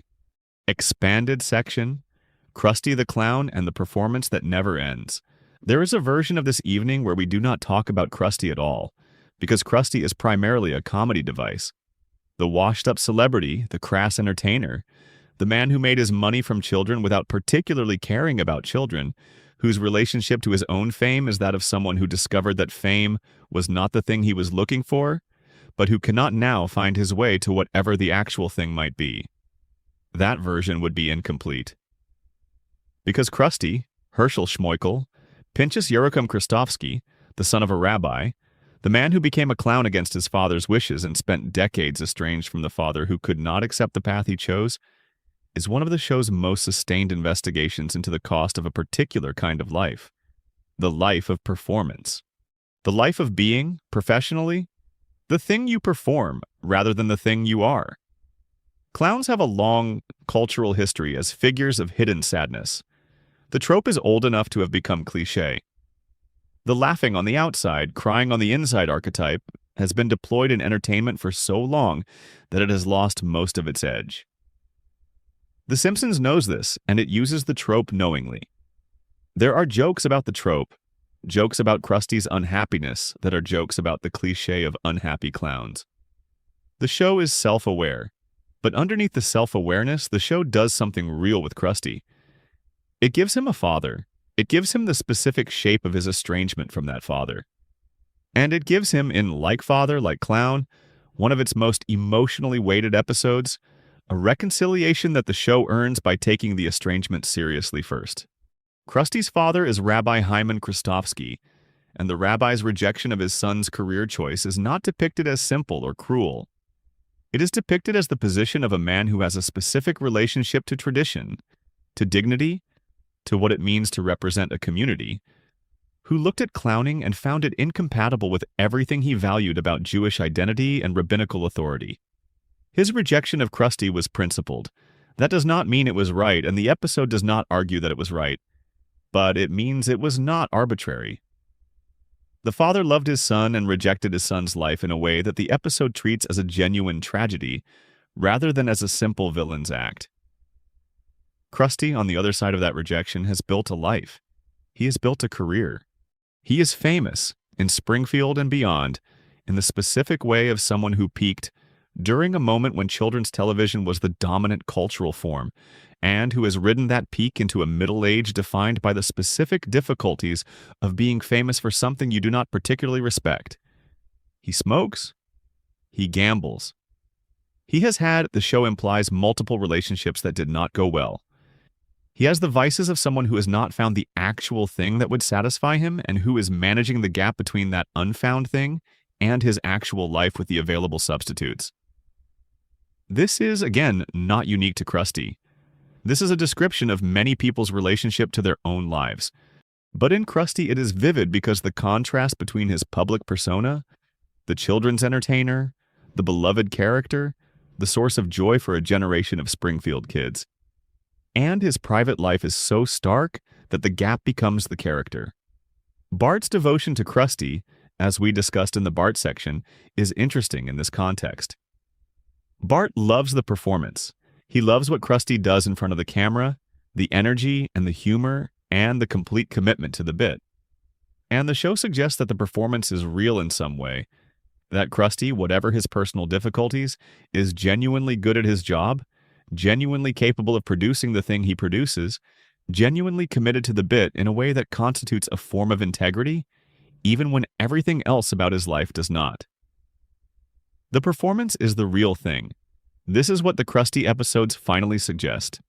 The clown act is not a false front hiding a truer self. The clown act is a true self. The self that emerged from the rabbi's son who needed to make people laugh in defiance of everything he was supposed to be. What is false is the gap between that performing self and the rest of the life, the gap that the gambling and the smoking and the bad relationships are trying to fill. The reconciliation with his father, when it comes, does not fix the gap. It closes one wound, the others remain. Krusty is still the same person after the reconciliation that he was before. still performing, still managing the gap, still the clown who is sometimes sad when no one is watching. But the wound of the specific estrangement from his father is healed, and the healing matters even if it does not transform everything. The Krusty episodes are not the show's most celebrated. They are not the ones that appear on the lists of greatest episodes, but they do something that the celebrated episodes sometimes do not. They take a secondary character's pain seriously enough to stay with it across years, to return to it, to allow it to be partially but honestly resolved in a way that acknowledges both the limits of resolution and the value of partial healing. Krusty is still performing. He will be performing forever, in the specific way that the show keeps its characters in their positions forever. But the rabbi saw the performance once and recognized his son in it. That is something. Expanded section. The mayor of Springfield and why corruption is comfortable. Joseph Quimby is the mayor of Springfield. He has been the mayor of Springfield for the entire run of the show. He is a Kennedy parody. The Boston accent. The political dynasty implications. The sexual impropriety that the show alludes to with enough frequency that it has become part of his characterization rather than a scandal. And he is, in the full accounting of his tenure, one of the most vivid depictions of the particular kind of political corruption that is not dramatic or cinematic, but is simply ambient, structural. The background condition of civic life in a certain kind of American town. Quimby does not take bribes in the dramatic sense of briefcases changing hands and secret meetings in parking garages. He operates in the mode of political corruption that is more common and more durable. The corruption of favors, of relationships, of the systematic direction of public resources toward private interests in ways that are technically legal or technically unverifiable or simply not worth anyone's time to investigate. He is also, in his specific way, not entirely without qualities.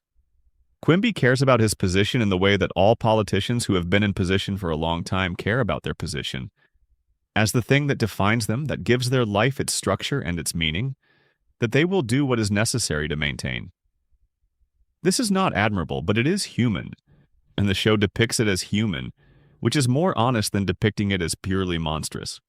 The civic dysfunction that Quimby presides over, and that he sometimes produces and sometimes merely fails to address, is the dysfunction of a community that has organized its politics around personality rather than policy, around who you know rather than what they will do, around the particular social arrangements that make political life in small American cities so durable and so resistant to change. Springfield's public works projects are a recurring example. The monorail episode, which we touched on in the Marge section, is the most famous. A slick salesman sells Springfield a monorail they do not need, and the town buys it because the political process around it is too susceptible to a good pitch and a public meeting conducted with enough enthusiasm to produce a majority. The expert who could prevent the disaster, Marge in this case, is procedurally correct but politically outmaneuvered by someone who understands the dynamics of a town meeting better than she does. Quimby goes along with the monorail because going along is what Quimby does when going along is the path of least resistance.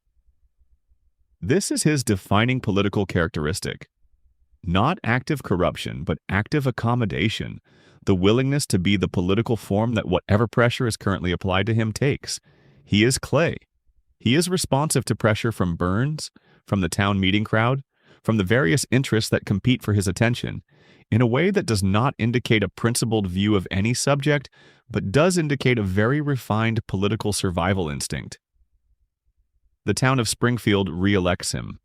This is the most interesting thing about Quimby, politically. He keeps winning. The town is not unaware of his flaws. The accent jokes, the womanizing, the general sense that Quimby is Quimby rather than a genuine public servant. But the town keeps choosing him. This is not because Springfield is uniquely gullible or uniquely corrupt. It is because the dynamics that produce Quimby's re-election are the dynamics that produce incumbency in real political systems. Name recognition, the advantages of office, the way that a known quantity, even a known inadequate quantity, is less frightening than an unknown alternative.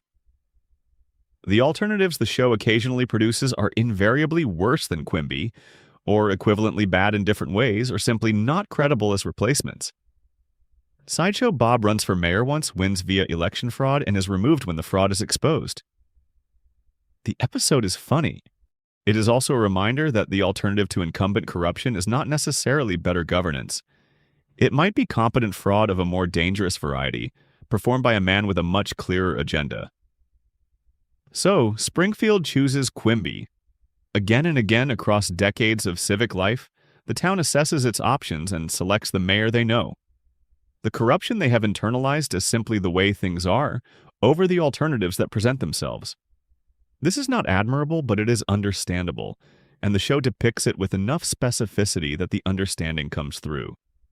The disturbing thing about Quimby is not that he is corrupt. The disturbing thing is that his corruption has become so thoroughly normalized that the town can no longer clearly see it as corruption. It has become the background texture of political life, the expected behavior of someone in his role, the thing you accept when you accept having a mayor at all. Springfield's political culture has calibrated itself to Quimby's corruption in a way that makes the corruption nearly invisible. This is, again, not unique to Springfield. It is a description of how political corruption becomes entrenched. Not through dramatic capture, but through gradual normalization, through the slow process by which the exceptional becomes the expected, and the expected becomes the invisible. Quimby is the mayor. He will be the mayor tomorrow. He will be the mayor in the next episode, and the episode after that. The town will not change its political culture because the political culture is comfortable in the specific way that familiar inadequacy is comfortable. You know what you're getting with Quimby. And Springfield, like many real communities, has decided that knowing what you're getting is worth the price. Expanded section. What the animals of Springfield. Know we have spent this entire evening with the humans of Springfield. With Homer and Marge and Bart and Lisa and Maggie, with Burns and Skinner and Wiggum and Lovejoy, with the named and unnamed and half-named people who make up the population of a town that does not exist in any state and exists in all of them at once.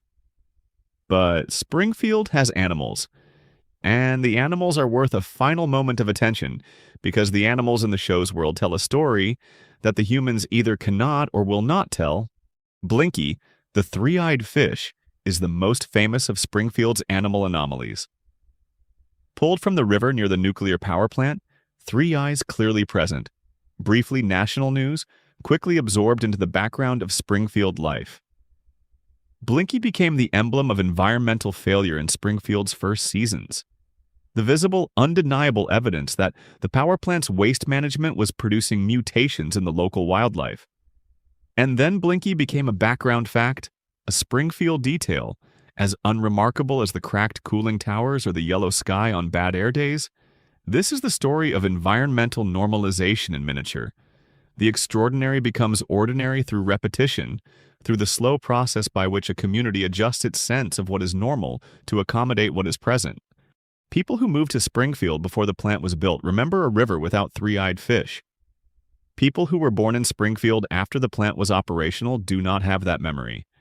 For them, three-eyed fish are part of what rivers look like. It is not a crisis. It is simply the natural world as they have encountered it. The mutation is not only in the fish. We have discussed in other contexts the physical characteristics of Springfield's human population. The yellow skin, the four fingers, the overbites and bulging eyes that distinguish residents of Springfield from characters who arrive from outside. The show's official position is that these are art-style choices, that this is how the Simpsons universe's people look. But within the world of the show, the physical differences between Springfield residents and visiting characters are consistent enough to suggest that something about Springfield's environment has shaped its population in ways that other environments have not. Santa's little helper, the family dog, has the same bulging eyes as his owners. He has been part of the Springfield environment since the show's beginning, and the show has never tried to explain his eyes as a breed characteristic. He is a greyhound, and greyhounds do not look like Santa's little helper. He looks like a Springfield resident because he is one. Snowball II, the cat who replaced the original Snowball after Snowball was killed by a car, has the same characteristic large eyes. There have been several Snowballs. The show's treatment of pet mortality has its own running joke quality, but each iteration has had the same physical characteristics, as if the Springfield environment requires a specific animal form. The animals cannot testify. They cannot call for investigations or attend town meetings or demand accountability from the power plant that has shaped their biology. They simply are what the environment has made them. Three-eyed or bulge-eyed, or in the case of the Springfield cattle referenced in some episodes, displaying the specific health issues consistent with grazing on contaminated land. They are witnesses who cannot speak.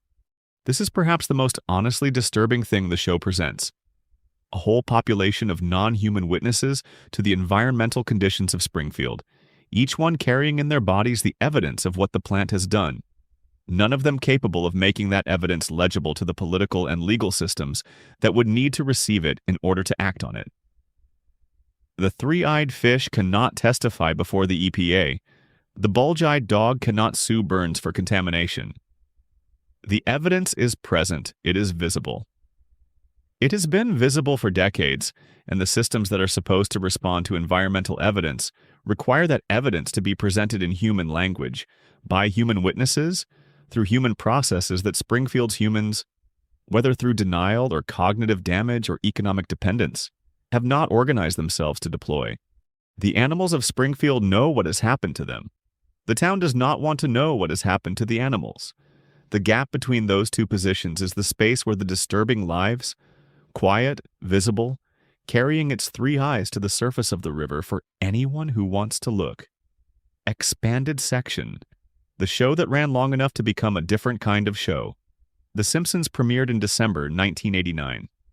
The people who watched it in December 1989 were, most of them, between 5 years old and 40 years old at the time. The 5-year-olds are 40 now. The 40-year-olds are 75. A show that began as a cultural event for one generation has outlasted that generation's entire youth and middle age, and is now being watched by people who were not born when it began. This is an unusual situation for a piece of art to be in. Most things that are made for the people who will encounter them in the period immediately following their making. A film made in 1989 was made for 1989 audiences, with 1989 references, addressing 1989 cultural conditions. It exists now in 2024 as a document of that period. You watch it with the knowledge that it is from then, and you adjust for the gap.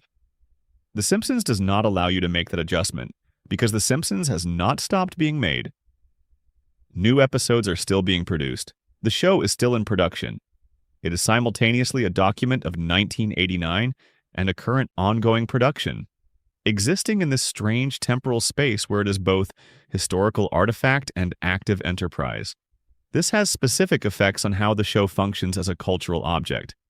The early episodes, the first 4 or 5 seasons, the period that most critics identify as the show's peak, are now historical documents in a way they were not when they were made. They are documents of a specific moment in American cultural life, the moment when the nuclear family sitcom was the dominant form of American television, when the suburban middle class was the default subject of American entertainment, when the particular anxieties of that class, economic precarity, generational disconnect, the gap between the American dream as advertised and the American life as lived, were the material that the best comedy was working with. The Simpsons worked with that material with exceptional intelligence, at a moment when the material was fresh and the form was fertile. It produced in those early seasons comedy that felt like Diagnosis, that took the American sitcom and its conventions and turned them inside out to show you what the conventions were covering up. The family was loving and dysfunctional. The town was warm and corrupt. The institutions were present and inadequate. The show loved its characters and was honest about their failures. This was new. This had not been done quite this way before. And then it kept going. The question of whether the later seasons are as good as the early seasons is one of the longest-running debates in television fandom, and we are not going to settle it tonight. What we can say is that the later seasons are a different kind of show, operating in different conditions, doing different work.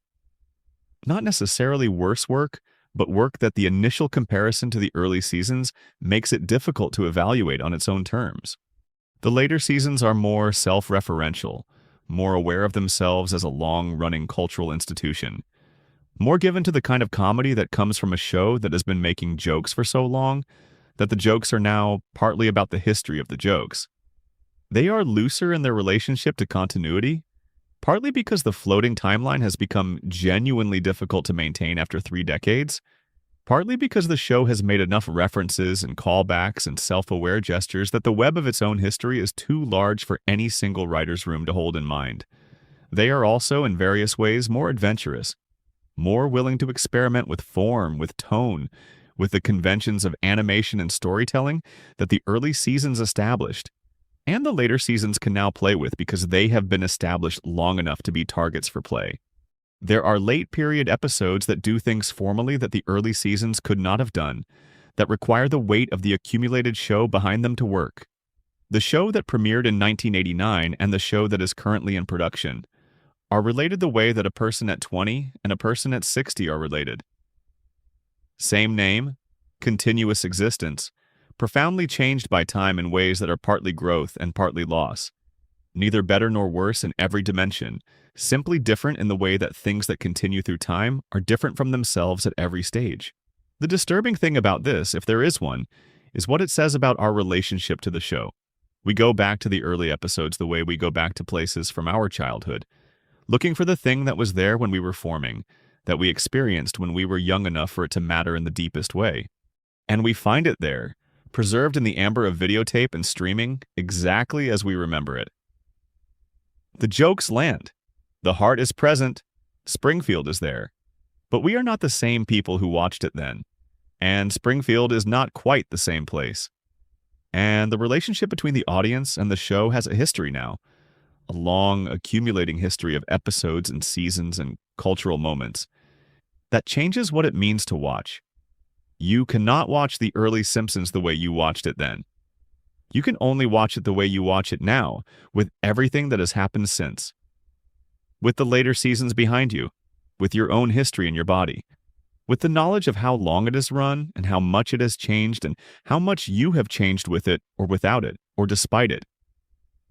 That is the last disturbing thing about The Simpsons, not anything in the episodes, but the fact that watching it now is the act of an older person returning to something young, and that the return reveals both what the show was and what you were, and that you cannot quite separate those two things from each other anymore.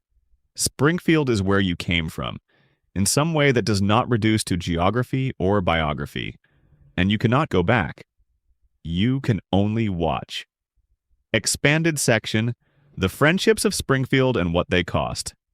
Friendship is one of the most under-examined dimensions of The Simpsons, and it is worth spending time here because the show's depiction of adult friendship, of the specific texture of relationships between people who have been in the same orbit for years without necessarily choosing each other, is one of its most accurate and least celebrated achievements. Homer's friendships are the primary study.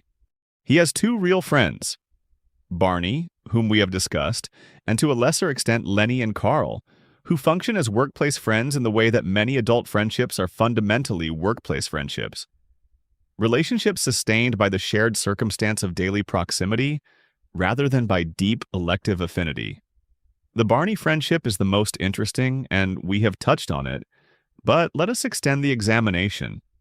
Barney and Homer have been friends since childhood.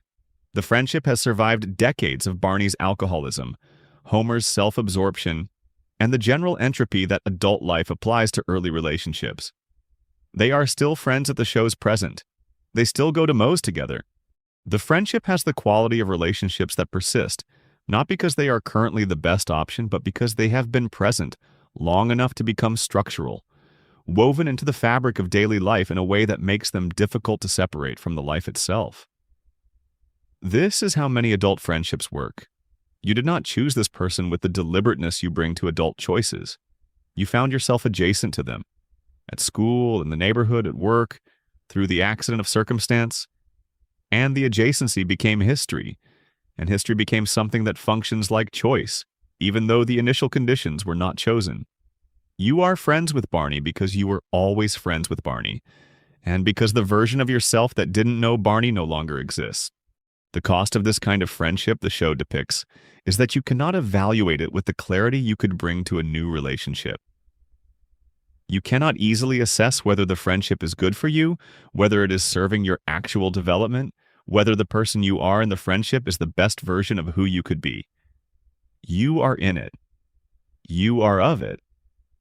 The clarity that would allow evaluation is not available from inside. Homer does not evaluate his friendship with Barney. This is not a criticism of Homer. The evaluation would require a kind of reflective consciousness that Homer does not, in general, have.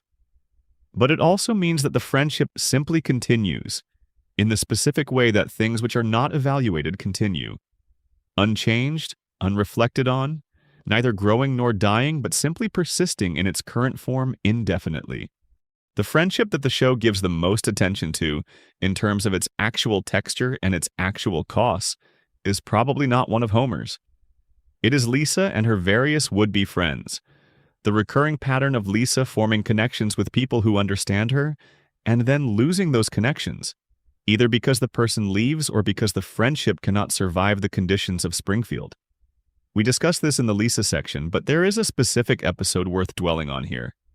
Lisa's Rival, in which Lisa encounters a new student, Allison Taylor, who is as intelligent as Lisa, possibly more intelligent, and who plays the saxophone at least as well. The episode gives Lisa something rare and uncomfortable, a peer, someone at her level, someone who makes her feel for the first time in a long time like she is not alone in the room, and then gives her jealousy, competitive, intense, uncomfortable jealousy. The jealousy of someone who has been exceptional in a specific space and now has to share that space, and who discovers that the social capital of being the exceptional one was something she depended on more than she realized. This is honest about something the show usually protects Lisa from. The acknowledgement that her intelligence and the social position it gives her is something she values not just intrinsically but competitively. She wants to be the smart one. She wants to be the best at the saxophone. The arrival of a peer challenges both. The episode resolves with Lisa and Allison becoming friends rather than rivals. The show extends toward the more generous conclusion, the one where Lisa's better nature wins out over her competitive anxiety. And the friendship with Allison is referenced in subsequent episodes as ongoing, so Lisa has a friend. A real one. Someone at her level. But Allison appears rarely. She is not a constant presence the way Bart's friends are. The friendship is established and then exists mainly as a background fact of Lisa's life, rarely foregrounded, rarely the subject of the episode's attention. Which is perhaps realistic. Most friendships exist mostly in the background, are sustained by small, regular contacts that the story of a life does not foreground. But it also means that Lisa's most important friendship is, in the economy of the show's attention, one of its least examined. What the Lisa and Allison dynamic reveals, though, is something true about the friendships of people who are exceptional. That the desire for peers is complicated by the degree to which exceptionality has become part of identity. Being the smartest person in the room is isolating, but it is also a form of definition. Having a peer challenges that definition in ways that are both welcome and threatening. This is the kind of psychological specificity the show manages regularly, in the margins of its comedy, in ways that it often does not fully foreground. Lisa wants to be understood. She also wants to be exceptional. These two desires pull against each other in ways the show acknowledges and then usually lets the comedy absorb. The friendships of Springfield are the friendships of people who did not entirely choose each other and who have made something real out of the unchosen proximity anyway. This is most adult friendship. The show knows it. It depicts it with enough accuracy that you recognize it, in the gentle and slightly uncomfortable way that accurate depictions of your own life tend to produce recognition. Expanded section, The Time the Show. Told the truth about television. There is an episode of The Simpsons that is explicitly about The Simpsons. Behind the Laughter from the 11th season presents itself as a documentary about the Simpsons family.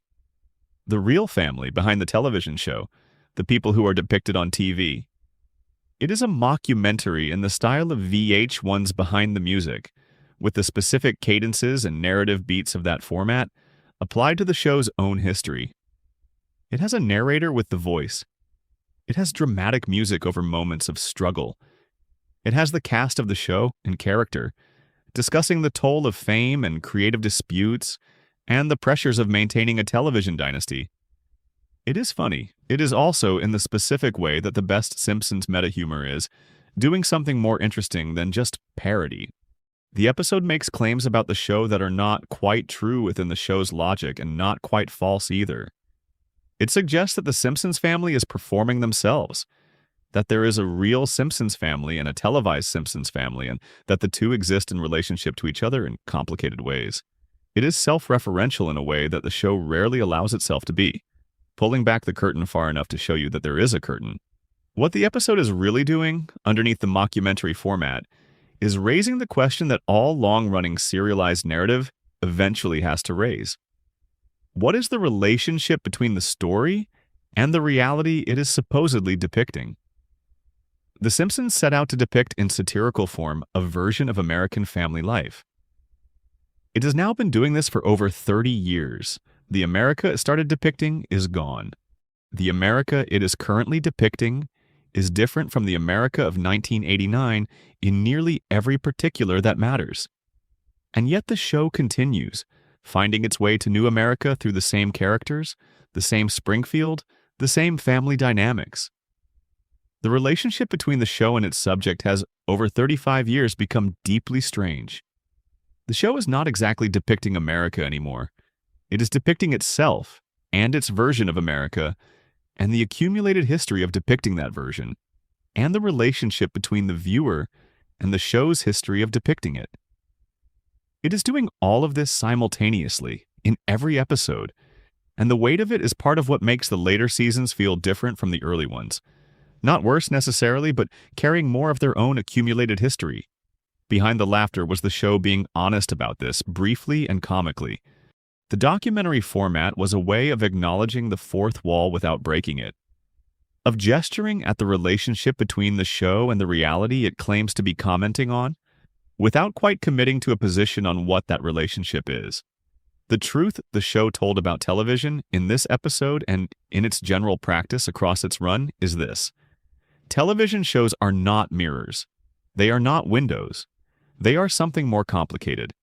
Selective constructions of a world shaped by the needs of the format and the tastes of the audience and the pressures of production and the commercial requirements of the medium that become, through the alchemy of familiarity and affection, something that feels like truth.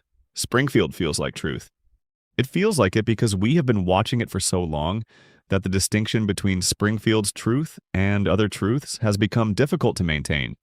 The show has been saying things about America for 35 years, and the saying has shaped what we look for when we look at America, and what we find when we look has been shaped by what the show said to look for.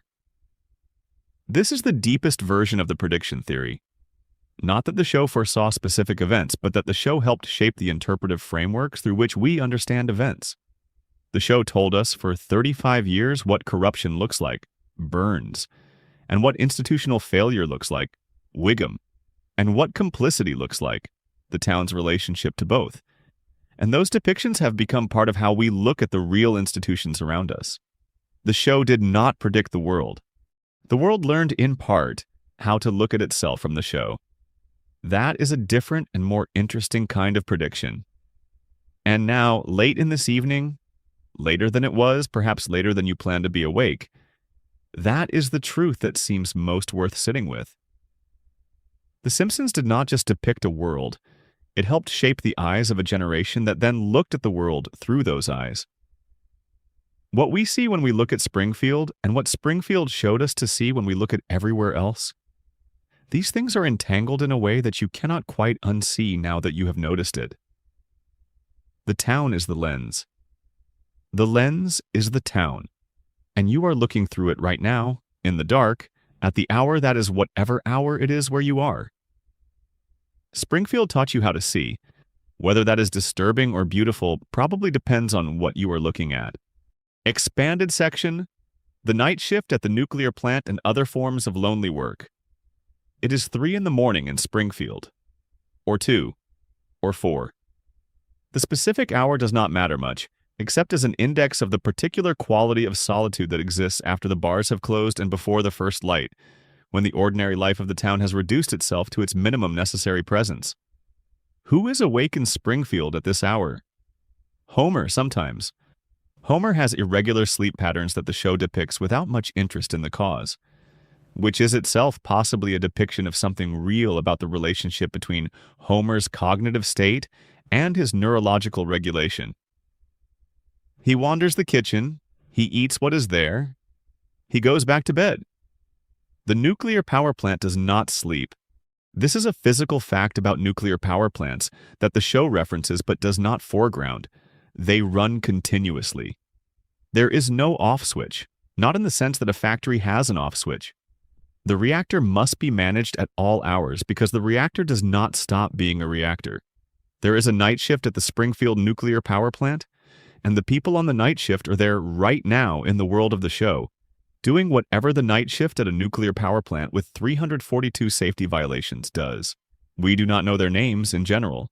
The show has visited the night shift a handful of times in episodes that use the late-night plant setting for specific story purposes, but it has not devoted sustained attention to the people who work the night shift as a matter of regular practice, as the basic texture of their working lives.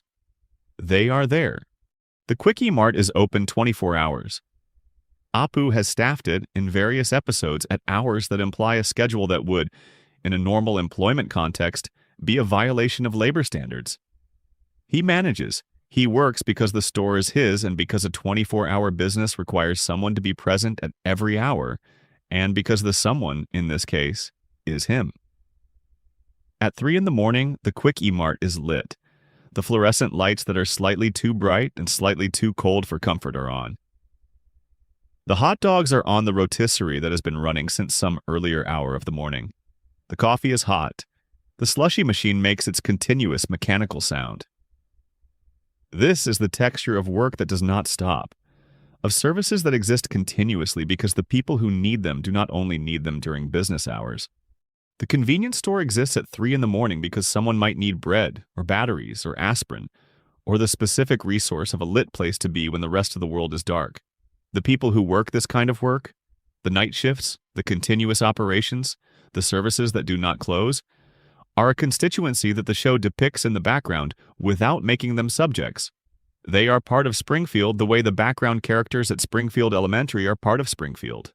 Present, implied, carrying their own lives that the story does not have room to enter. What would those lives look like if we entered them?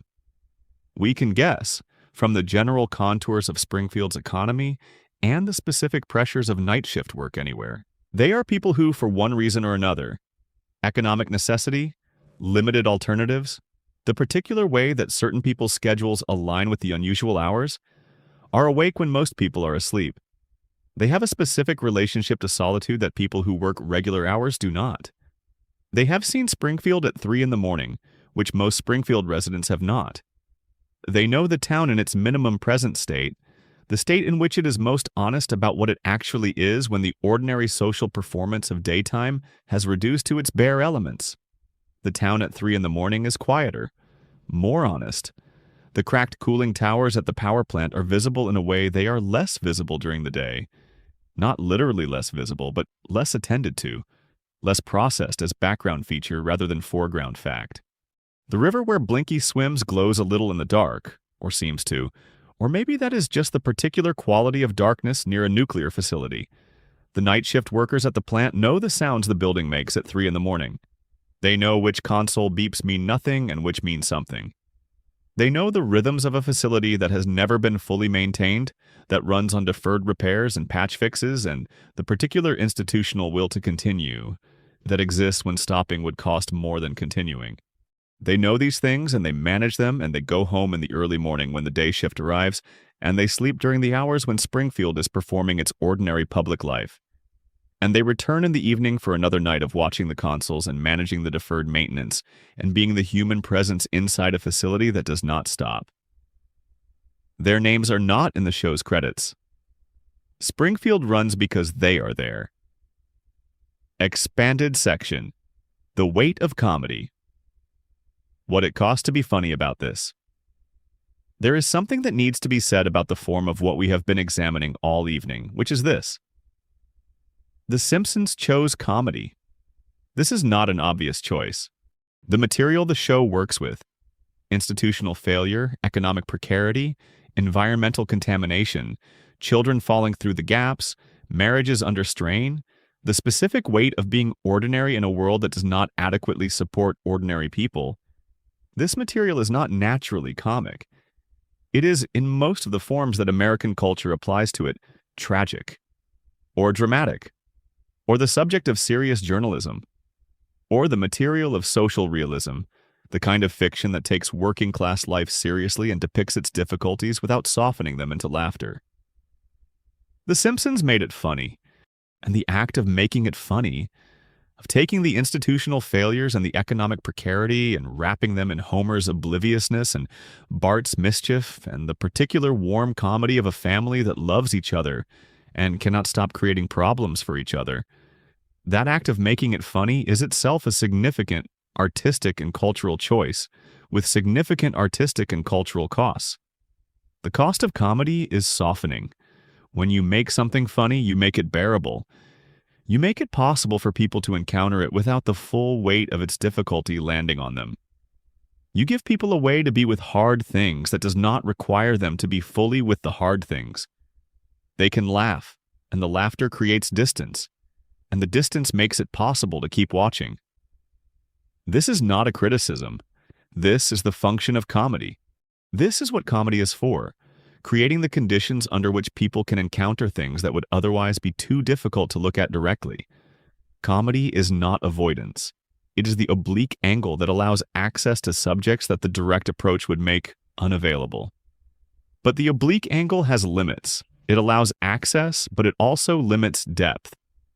You can get to the nuclear power plant's safety record through Homer's incompetence, but the comedy that enables that access also prevents you from staying with it as long as you might if it were being handled dramatically. The laugh interrupts. The reset follows.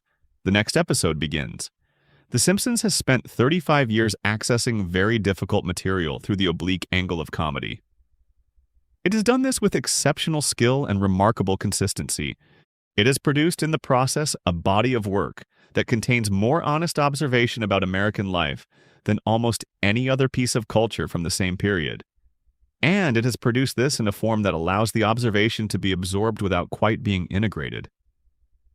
You can watch The Simpsons for 35 years and know everything the show is saying about institutional failure and economic precarity, and the specific costs borne by ordinary people in ordinary communities, and still go to bed thinking of it primarily as a funny show about a cartoon family in a cartoon town. This is what it costs to be funny about serious things. The seriousness is present. The comedy makes it available. The comedy also gives it somewhere to go that is not into you, that is not into the part of you that would be changed by fully integrating what you are seeing. The show knew this. The writers, across decades and many different writers' rooms, have made choices that reveal an awareness of the tension between the comedy and its subject. The Frank Grimes episode, the Marge alcoholism episodes, the Maude Flanders death, the Mother Simpson episode. The episodes where the comedy recedes and something else is allowed to be present for long enough that it actually reaches you. These are the episodes people tend to remember as the show's best. Not because they are the funniest, they are often not the funniest, but because they are the ones where the oblique angle straightened enough that the material came through more directly, where the comedy did not fully absorb what the show was saying, and something landed that was more substantial than a laugh. The Simpsons is a comedy. It will always be a comedy. The laugh is baked in, structural, the condition of the whole enterprise. But underneath the laugh, if you have been paying attention, if you have been watching with the kind of attention that long familiarity makes possible, underneath the laugh is everything we have been examining tonight. The institutional failures, the economic pressures, the specific costs borne by ordinary people, the quiet dignity and quiet suffering of the named and unnamed inhabitants of a town that does not exist in any state and exists in all of them. The laugh is what gets you in the door. What is inside the door is something larger. Expanded section. Homer and Marge, a marriage the show has earned the right to call love. We should end where the show always ends, where the show was always going to end, where the show has been returning for 35 years regardless of what happened in between. Homer and Marge. There is a marriage at the center of The Simpsons that is the most thoroughly examined marriage in the history of American television. not in the sense of being the most realistic or the most psychologically sophisticated, though it is both of those things more often than it gets credit for, but in the simple sense of duration. No fictional marriage has been depicted season after season through the ordinary rhythms of daily domestic life and the extraordinary disruptions of plot for as long as Homer and Marge's marriage has been depicted. And what The Simpsons has done with this marriage over that duration is remarkable. It has shown you a marriage that is genuinely strained, that comes close to failing, that contains within it all the pressures and misalignments and accumulated grievances that real marriages contain. And it has also shown you, again and again, the thing that holds it together through all of that. The thing that holds it together is not primarily love in the romantic sense. It is not passion, not chemistry, not the specific electricity of new attraction. The Simpsons has been honest enough to depict the wear that time and familiarity apply to those early intensities. What Homer and Marge have after 20-odd years of television marriage is something harder to name and more durable than romance. They know each other. This sounds simple. It is not simple. Knowing someone completely, knowing their failures as well as their capacities, their compulsions as well as their genuine qualities, the specific shape of their weakness alongside the specific shape of their strength, and remaining in relationship with that complete knowledge is the most demanding and most sustaining thing that human beings do in partnership with each other. Homer knows Marge will worry. He knows her worry is real, and that the things she worries about are not always wrong. He incorporates this knowledge imperfectly. He does not always act on it, does not always adjust his behavior in response to what he knows about her. But the knowing is present. He has been married to Marge for long enough that she is part of his interior landscape in a way that cannot be disentangled from the rest of it. Marge knows Homer will fail in specific, predictable ways. She knows the shape of his obliviousness, the specific forms his self-absorption takes, the way his good intentions and his incompetence coexist in a combination that produces outcomes she will spend the next several days managing. She knows this, and she stays, not out of resignation.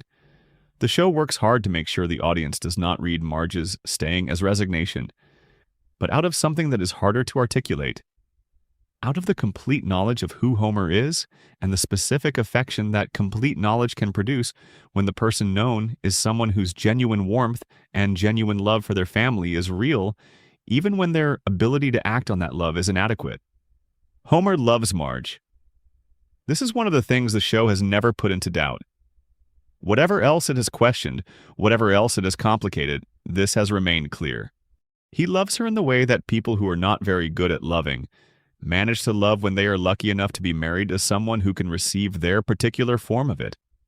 Directly, transparently, without the resources to make the love more sophisticated, but with enough of it that the sincerity is unmistakable. There is a moment in Homer's Barbershop Quartet, an episode primarily about Homer's past musical success, that shows Homer and Marge falling in love, or falling in love again, or being reminded of the falling, in the specific way that married people with long histories revisit the origins of their attachment. The moment is small and warm, and the comedy around it is gentle enough not to puncture it. There are many such moments across the show's run. They accumulate. They are the evidence that the show has been building, through decades of depicting this marriage in all its difficulty and strain and inadequacy, towards something that earns the word love. The show earned the word. That is the thing. After 35 years of showing you everything that is difficult about this marriage, the economic stress, Homer's obliviousness, Marge's suppressed selfhood, the specific ways each of them makes the other's life harder, after all of that, when the show shows you that they love each other, you believe it. Because you have watched them love each other badly for long enough that when you see the love itself, unmediated, it lands.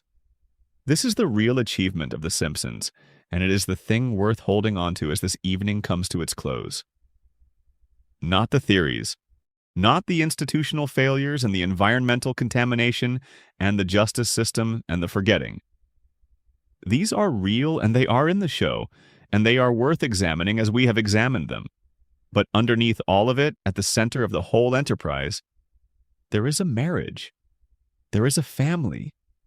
There is a house on Evergreen Terrace where imperfect people are trying to be good to each other, failing regularly, succeeding occasionally, and continuing tomorrow regardless.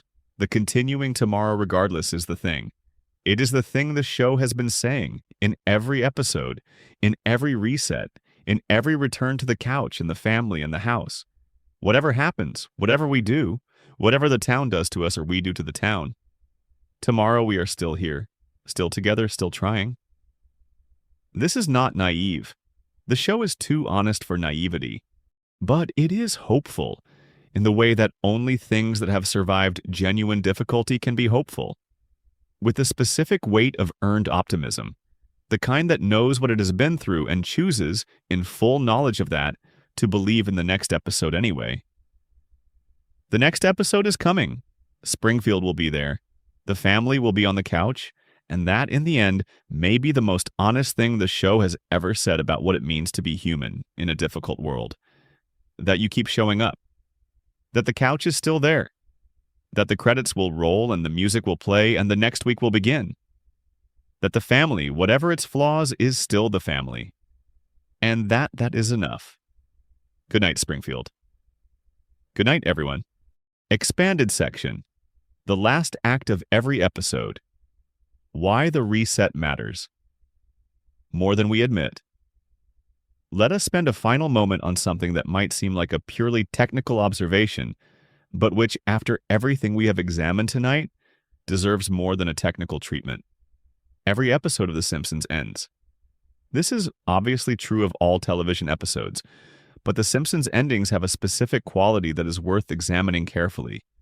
They are, almost uniformly, resolutions. Things come back to equilibrium. The crisis passes. The family gathers. Whatever was disrupted is restored. The credits roll over a Springfield that is, in all meaningful ways, the same Springfield that existed before the episode began. This has been described by critics and fans as a limitation, as evidence of the show's unwillingness to allow its characters to grow, to change, to be permanently affected by the things that happen to them. The criticism is fair as a formal observation. The show does not, in general, allow permanent consequences to accumulate. It is episodic in the most complete sense of the word.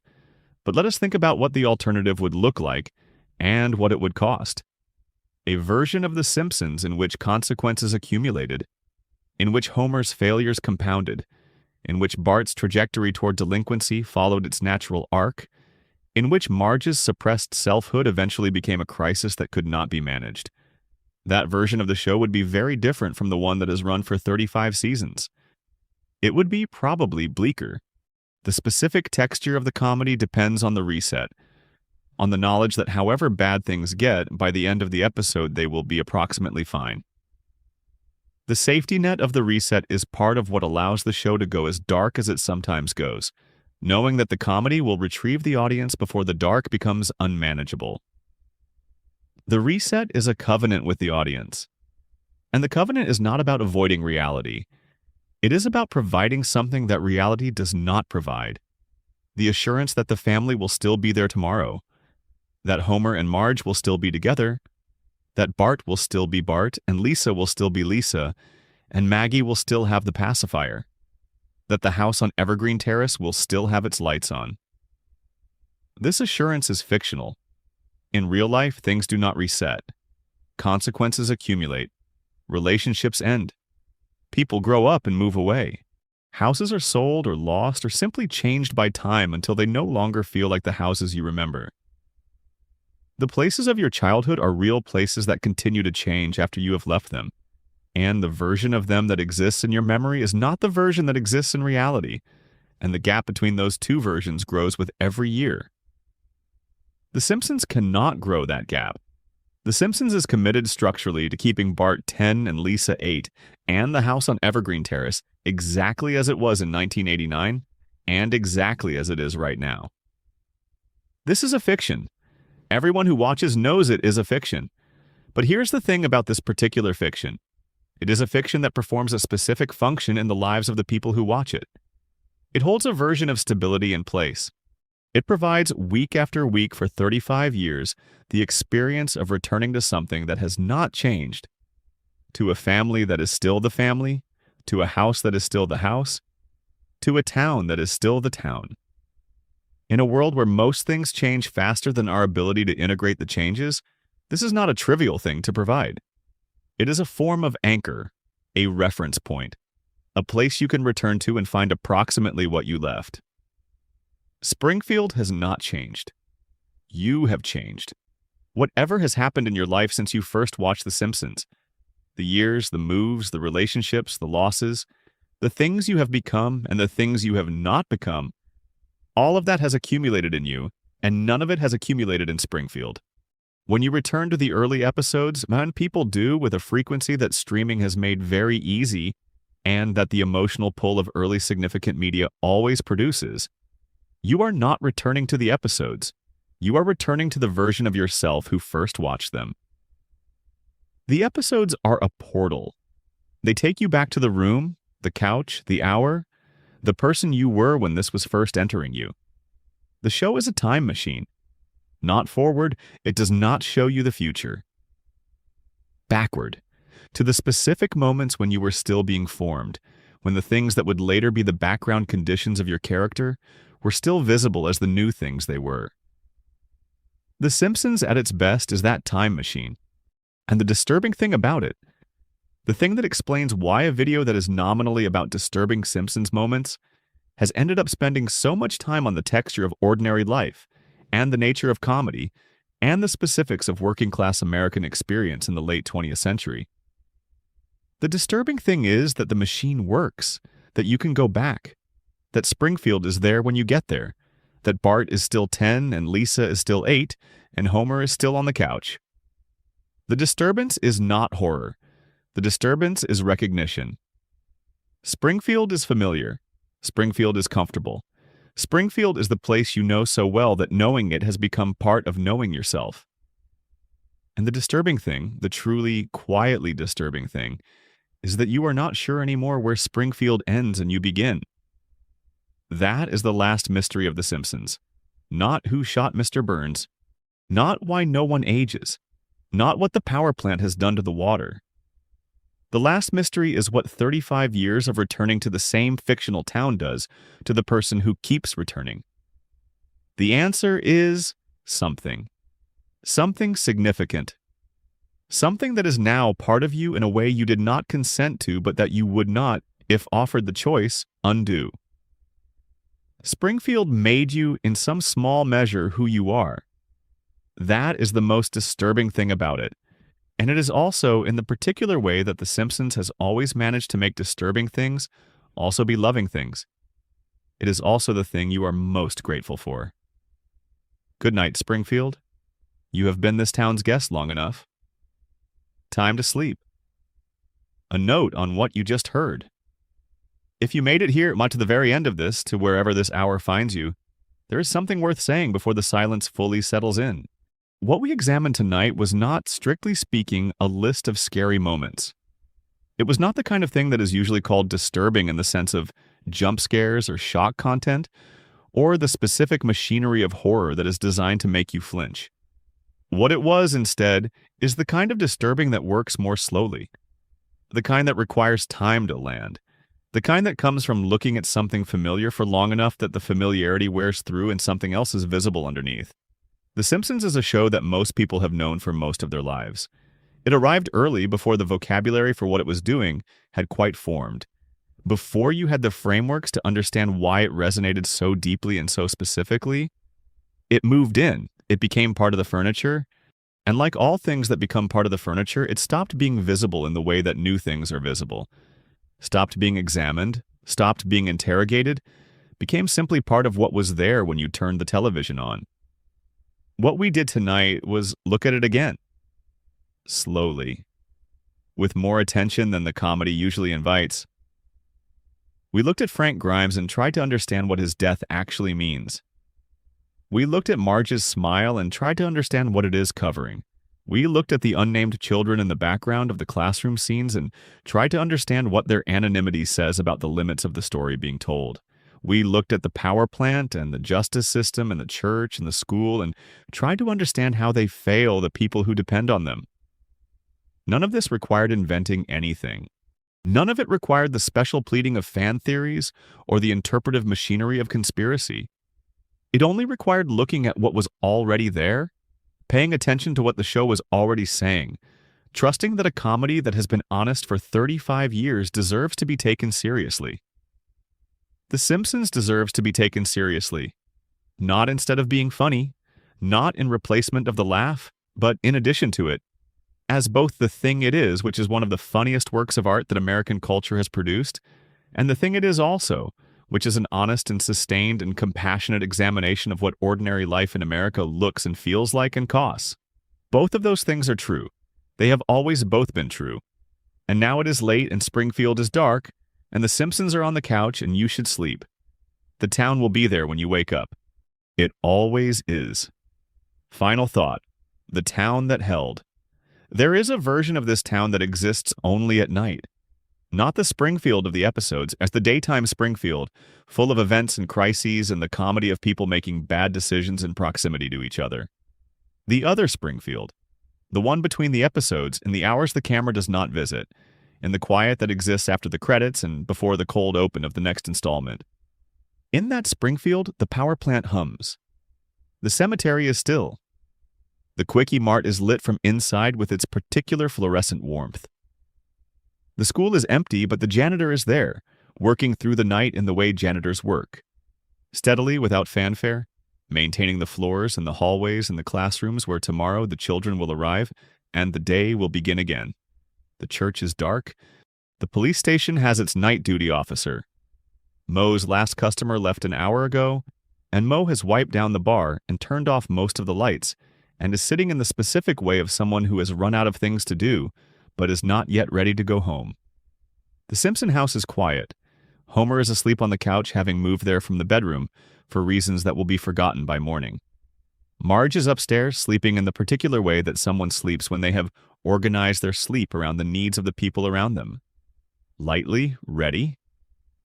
Bart is dreaming something that makes him smile.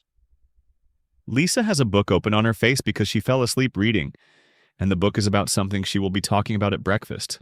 Maggie is in her crib, awake or not awake, watching the ceiling or not watching it, doing whatever Maggie does in the hours that no one observes.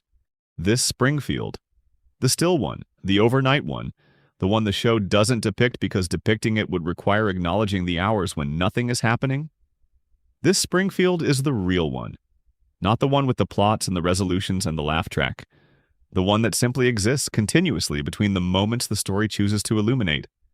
And it is that Springfield, the one in the dark, the one holding its breath between episodes, that is the most honest about what the show is actually doing. It is holding something. It has been holding it for 35 years. And it will hold it tomorrow and the day after, and for as long as there is a Springfield to hold it in. The town endures. That is the whole thing. The town endures.